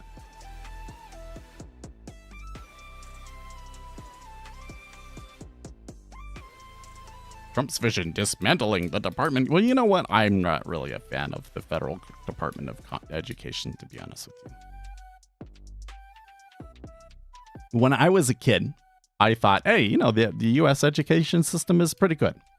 Maybe that had a bit to do with the school that I went to and all of that. But now I look at it, and it kind of seems to me, when I look at the differences between when I was in school and now my kids in school, seems like things have gotten a little bit worse. Seems like things have gotten a little bit worse.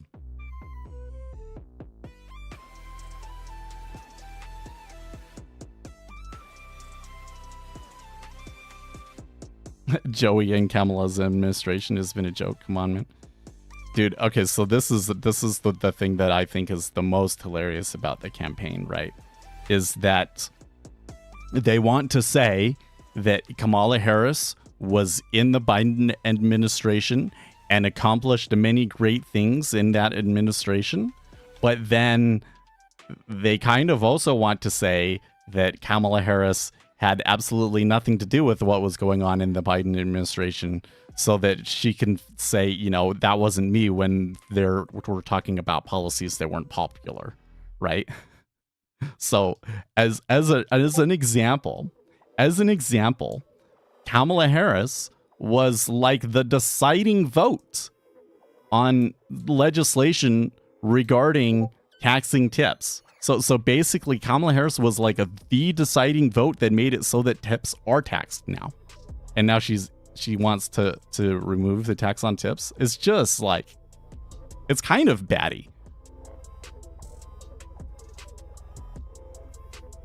It seems to me like the Kamala Harris, like when you look at what people are talking about, okay, nobody on Reddit is talking about policy. It is all 100% identity politics right now. Identity politics and like misstating your opponent's positions. I saw a thread about this and I got super downvoted for fighting against the narrative on this one. But, you know, they're saying, oh, Republicans, they want to do this. They want to control your sex life.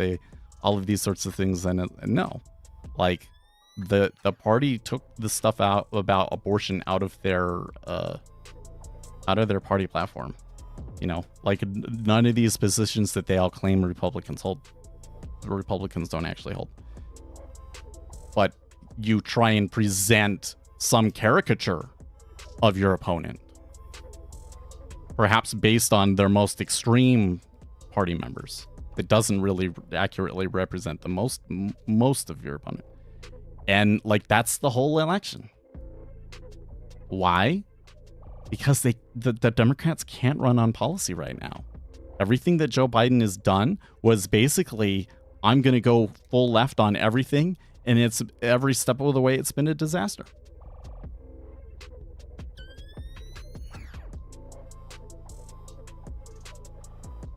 Have you done a study on what time ZN has a better run? There is more volatility in the treasuries between 8:30 and 11:30 Eastern time.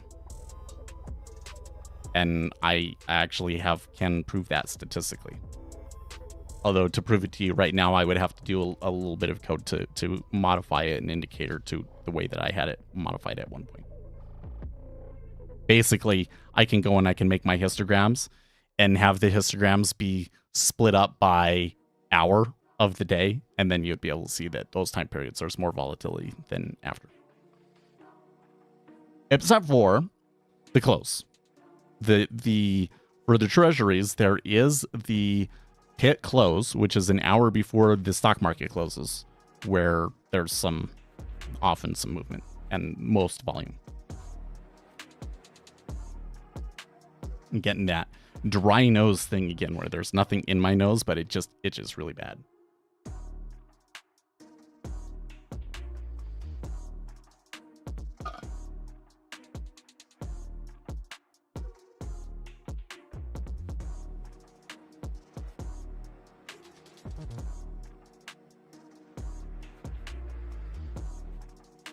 You'll ask me, can you expand on that? So I can make a histogram and I can say, okay, what was the absolute range of that hour, right? And then I can say, over the course of 5 years, plot how much the range of that hour every day over a histogram, and you're going to get some sort of a histogram like this, right? And then you come in and you say, okay, do that for a different hour, and you're going to get something like this, right? And you will see that on average, the time period between 9:30 and 11 or 8:30 and 11:30 Eastern time, there is more volatility in the treasury market than after.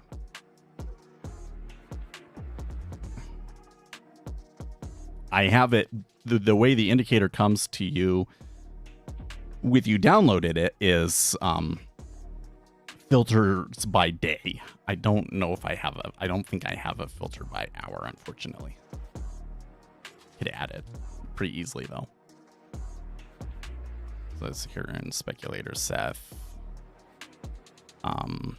Range histogram. Right, so here, see it, I can limit it by the day of the week. I had a version of it that I did for statistical purposes that was limit by hour of day, and I did that. I also did one that was like, is it in my stats thing? I had like an ADX histogram. Yeah, there you go. To kind of say, okay, are there periods of the day that are more trendy than others? It's the same. There's more trend between 8:30 and 11:30 Eastern time. And there's more trend on Wednesdays, Thursdays than there is on Mondays.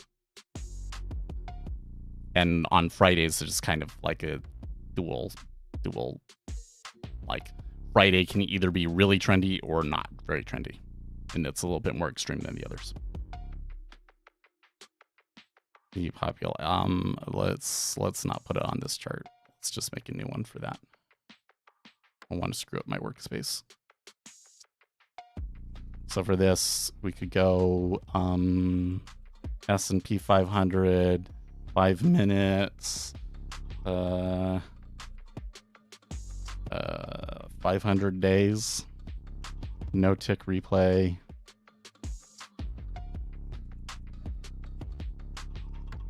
So it's kind of messy to do it. This is kind of the problem. Stats, ADX histogram. Okay.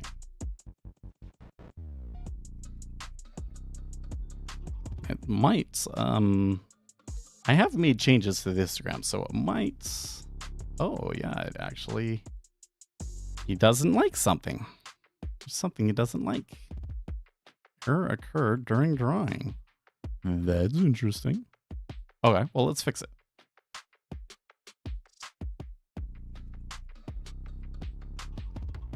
Something about the way that I've changed that indicator that it doesn't like.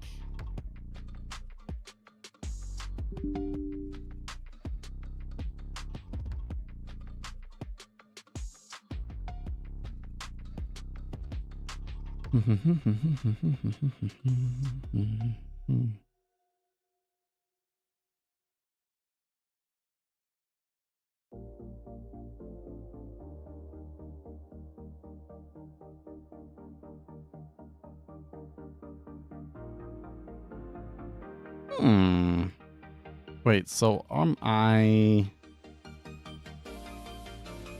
am not.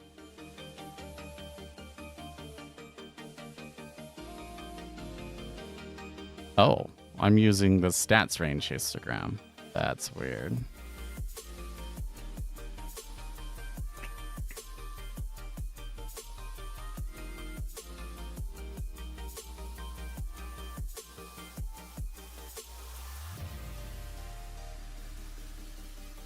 Okay, so it's something about it that in the profile it doesn't like. Chart control, chart scale, row key, row value. I'm gonna have to debug it to see.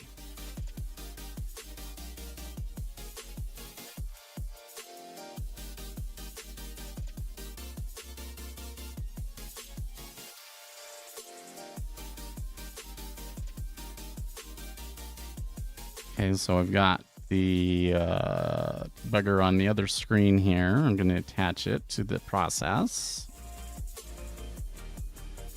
And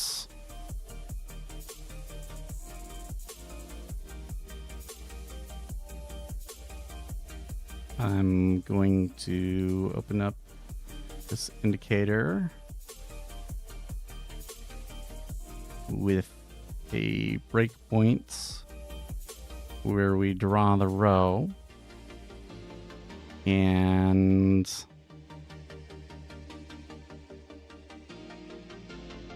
row 6, 72. Okay. Attempted to divide by 0. Where do we attempt to divide by 0?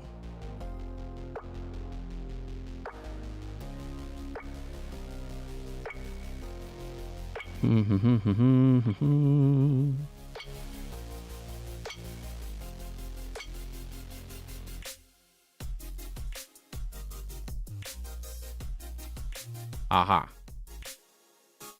So it is when I make the rectangle width. Why is that?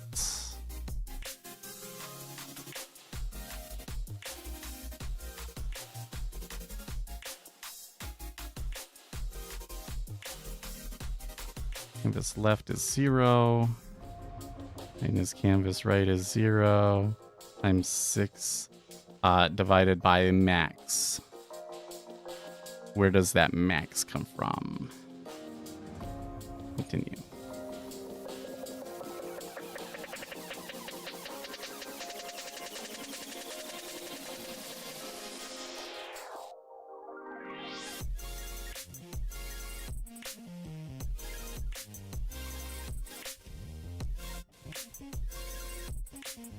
Oh, I see. The max should be the highest ADX that you get. So, calc samples.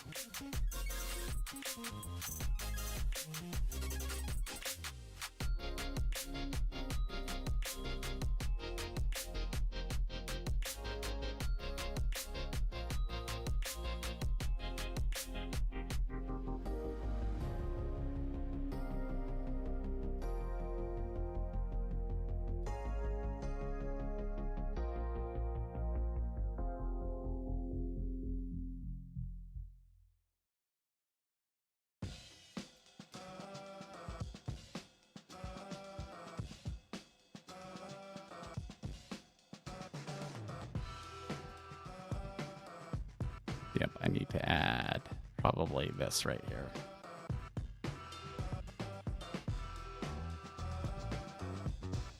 Oh, no, it has it too.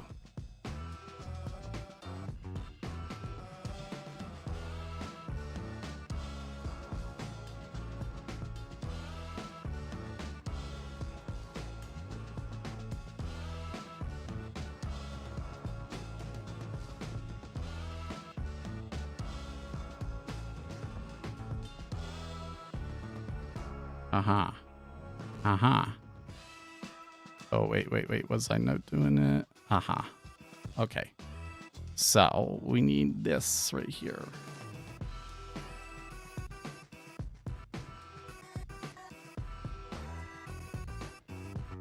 How come that's not?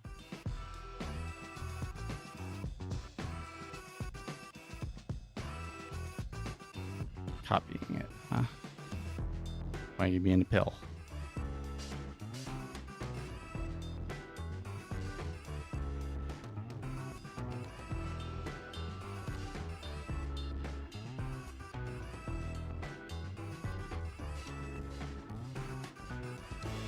Oh, is my keyboard not working?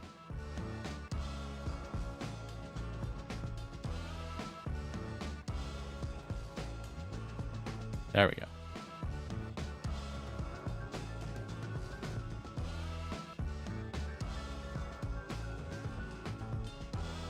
Build that.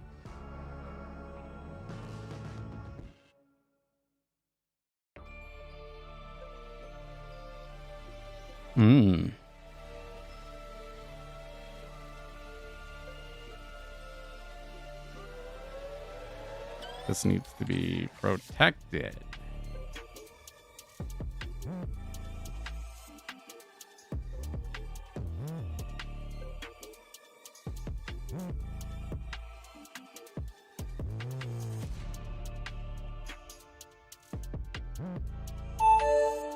Cool. That should fix it. Come on. No?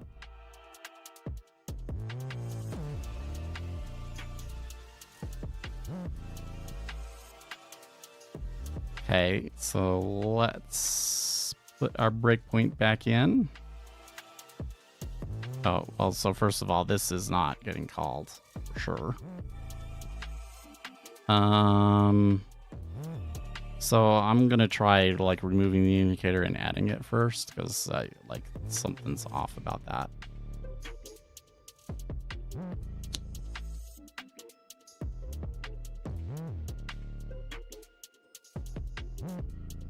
Aha, now it hits the breakpoint. Continue. Okay, now you get it.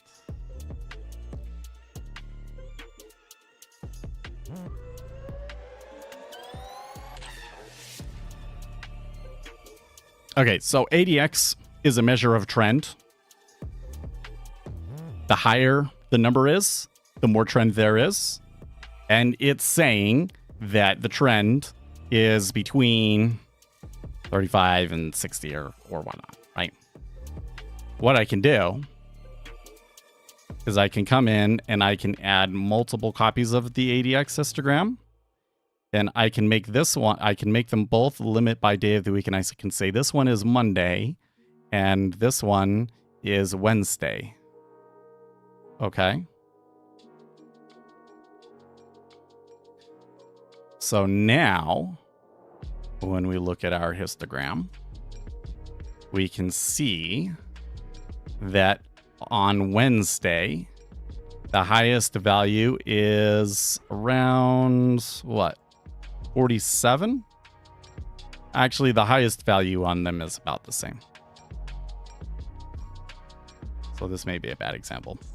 I think when I did this, it was on treasuries, but you see this is that one versus that one. This one has kind of some outliers as well. So like they're kind of saying that like the range of like if we were to just draw it as a picture, right? If we were to draw them, actually, can I draw them on top of each other? I've never tried to do that. Let's try it. Nah, I don't think it works. Maybe I can do it this way. Maybe I can go in here and I can say, this one is in panel 2. So this one is also in panel 2. Will that work? Ah, yes, it does. It does work. And then I would need to do something like change the colors of to say make these ones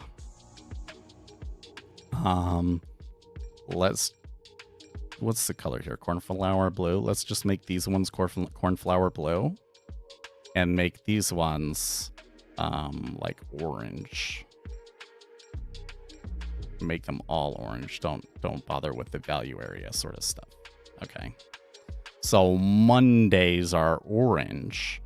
And they're kind of saying that, like, there are a lot of, down in here, low trend Mondays. But there are also a lot of high trend Mondays. So, like, Mondays tend to have, like, a wider spread. Like, the histogram is basically like this, right? That's one. And then the other one is kind of more like, whoosh, whoosh, right?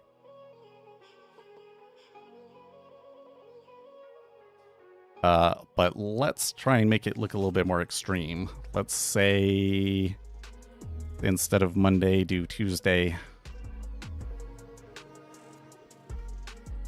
And Tuesday is the orange, right? Tuesday is the orange. It might not be working super great because I think that it says what's the furthest over here, and it scales it by that. And so I would need to change the indicator to like be able to set the scale exactly so that they would be on the same scale. Oh yeah, so change it to ZN, yeah. So we do it on ZN. Yeah, now you kind of get it more clearly that like, okay. Higher trend days. There's more trend, slightly more trend on Wednesday than there is on Tuesdays.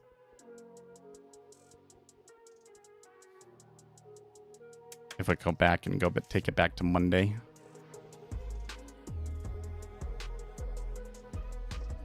Monday.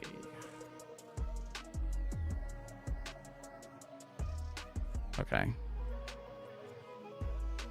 That's not maybe necessarily what I expected, but this has to do with trends, so that's kind of, if you do it by range histogram, then you really see it, that like the range on these days is like substantially different from the range on these days. Indicators. Let's change this to Friday. There you go. So like, look, there are some Fridays that like have really strong trend. But like in general, Fridays are actually like a little bit less trendy than others.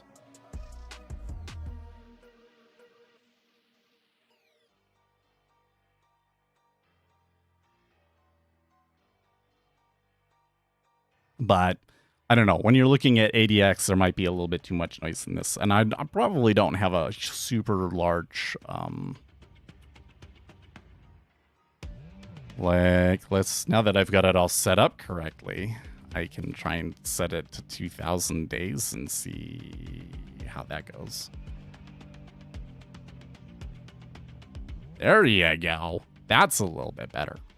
Okay, so now you're very clearly seeing that the difference between Mondays and Fridays. Change this one back. Let's like do Monday and Wednesdays, because Wednesdays are a pretty busy day.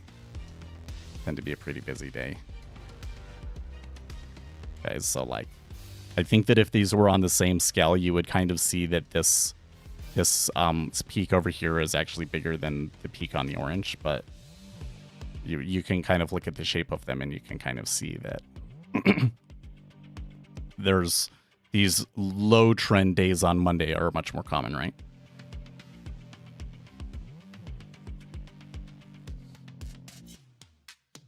Eric says, tough day. Well, you know, I haven't been paying too much attention to it for the past like 10 minutes.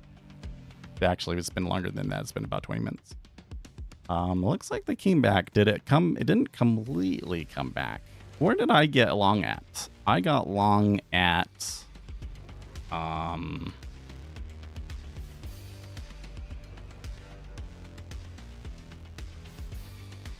or actually I went short yields, didn't I? It was like I went short 875. Where's my thing? 856, and I got out at 8. No. Last out 856 was where I got out. I got in at 875, 875, and 856. Okay, so it's probably retraced about half of my profits, but I took the winner in pretty okay spots. So I don't know if I would call it a tough day, but it kind of depends on what you're trading, right? If you're trading the S&P 500, maybe it was a tough day, depending on like if you stay out of the open. Although, to be honest with you, okay, so I've totally forgot about this, but one of the things I struggled with in the S&P 500 was that it seemed that the really good trade was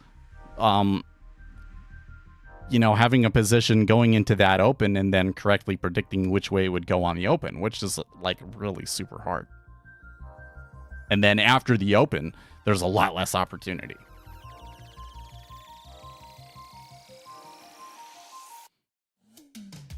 So, by the way, with that that script that we're like the ADX histogram, so like all you have to do is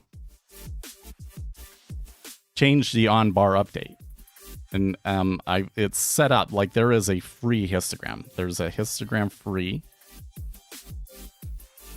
So all you've got to do is make an indicator that inherits from range histogram free and replace the on bar update. So you could add for yourself something like, if we are not in the correct hour, then just return.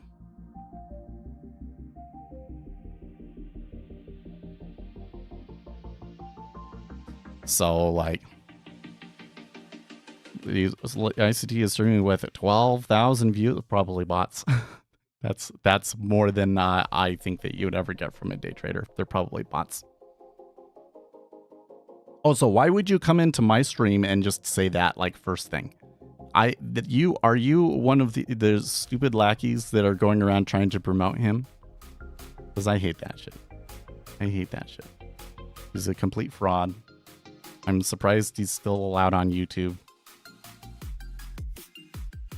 And I mean, the thing that really irks me is that like he's been pretty well proven to be a fraud at this point. Still allow this guy to be hang around. Anyways, I digress. You can do a lot of cool things with this range histogram, right? All you've got to do is add an indicator and find some way of quantizing it. Which is to say, like in here, what I do is I take the ADX and I round it to like the nearest whole number, for instance. Right. You have to quantize it to say which bucket do you put it into in the histogram. But then you can histogram anything. And then you can add filters on top of your histogram to say only filter by the day of the week or the hour to see if there are differences in how that indicator behaves with those different filters.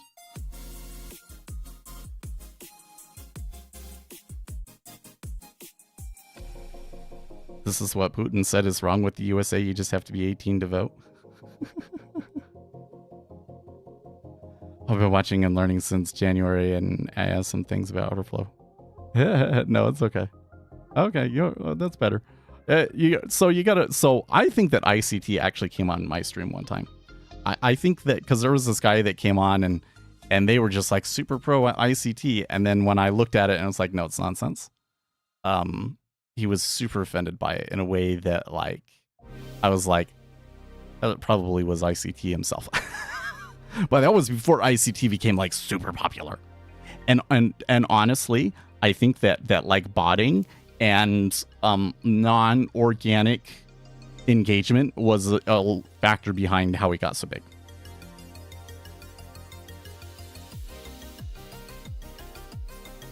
I know someone I know lost a lot of money trading ICT. Yeah. Well, if you haven't seen it, I made a video about smart money concepts, because that's what I call. I mean, everybody calls it ICT, but to me, like the proper name for this strategy is smart money concepts, and in particular, his silver bullet strategy. So that's like one of my most recent videos. Did a back test of it. I show you the performance of it. It's super, super interesting. Okay. You could go and look at it because it shows you something about the market that I think a lot of people don't realize. That kind of says, like you really shouldn't follow people for strategy. Oh, his comments are off now. Why would he do that? That's hilarious, dude.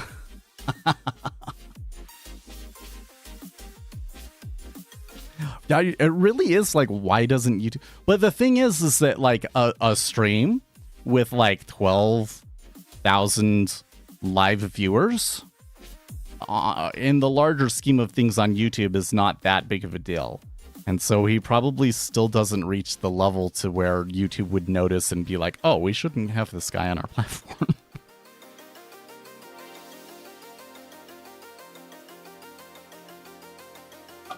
He claimed to make 62 million trading. No way. There's probably not even close. I bet you, though, that he's probably made at least 5 million from YouTube alone. So how do you use depth change to your advantage when trading order flow? Okay, so, oh man, I only got 3 minutes. But this is a question that we talk about almost every other day. So you might be able to go to other videos and find us talking about it too. But basically, there is resting liquidity and there is latent liquidity. So resting liquidity is just what you see there. But if, for instance, we were to tick up at 17, pretty good chance that most of the orders there at 17.5 will cancel. Like, it wouldn't surprise me to see that half of those 3,000 contracts at 17.5 cancel. And usually that's because those orders are just there to save a place in line, right? But then, if you start executing into those 1,500 contracts, I'm going to bet that it probably takes more like 2,000 to 3,000 to actually tick up. And it might have to tick up and down multiple times to do it before they would be able to build a good bid at 17.5 and start eating into 18. Okay. So that amount that ends up trading, actually ends up trading over time, that is the latent liquidity. And so what we're kind of watching is, how does the resting and latent liquidity change and react to things? So when market makers are concerned about informed traders being out there, like for instance when there's news, then the resting liquidity and the latent liquidity will be a lot less. Right? Conversely, when there are some informed traders out there, and but you know, they're kind of being sneaky and slow about it, they might add liquidity to the market. And so it can actually be the case where when you're seeing very high latent liquidity, that can be some of the strongest trends. Versus if we've gone from like very heavy liquidity to all of a sudden low latent liquidity in an area, that actually tends to like cause price to get stuck in that spot. So you just kind of watch those changes. What is the resting liquidity and how does it change as the orders hit into it, and how does it change over time and over different prices? And just kind of all information that you're putting into your brain and that you kind of build an intuition on about like what are the current market conditions. And that kind of helps you. You know, so if we have low latent liquidity and high volatility, then you got to be careful about where you're taking your trades at, because you're more likely to have excursion against you. Yeah. He's making a lot of money from, well, a lot of people, you know what, like, here's the thing. I think that in our society, I'll leave you with this. In our society, we have built up this mythology around the efficient market hypothesis, okay? Because in the 80s, the people that really started this, in government, they believe that the market is extremely efficient. They've even like built it into the regulations and stuff that like they have to teach that the market is very efficient and all of this sort of stuff when it really isn't. And that's the funny thing, is that all of the people that really started making money in the 80s, it was because they understood that the market was not informationally efficient in the least bit. And but this idea has perpetuated, and it has turned into, well, the market is always right about everything. So if I've made more money than you have made, then that means that I'm more valuable to society. I'm a better person. I'm more this, I'm more that. And people use this idea to justify all sorts of awful policy and personal behavior that's just absolutely abhorrent, right? And the reality is, one of the things that I'm trying to teach you guys is that reality is false. That you can go and you can look at whatever it is that you're doing, And there is probably somebody out there that is doing it that is making way more money than you, doing something way more stupid and less valuable to society. It really is. And some of the people that end up making the most are very often people that are just outright scamming others. It's true. And if you want to be a valuable member of society, all you can really do is just do the things that you know are going to be the best. And you have to not worry about whether the market is actually going to reward you for it or not. I have the best day trading YouTube channel on YouTube. It's not just like my ego, it's just straight up. When you look at the content that you're given, real empirical evidence, information that you're not getting anywhere else. I don't know why other creators don't catch on to this information, but nobody else is teaching it to you. Nobody else teaches it as well as I do. I have the best day trading channel on YouTube. I don't do it because I'm going to make a ton of money on YouTube from doing it. That's great when I do, and I would like to make more money on YouTube from doing it, for sure. But that's not why I do it. The reason I do it is because I want to build a community and I want to help you guys. And then when I help you guys, that makes me a better trader. And that's what's the collaboration that's going on here, right? I do it because that's what I know is the best thing to make you the best traders to accomplish my goals. And not because I think that the market is going to reward me for it.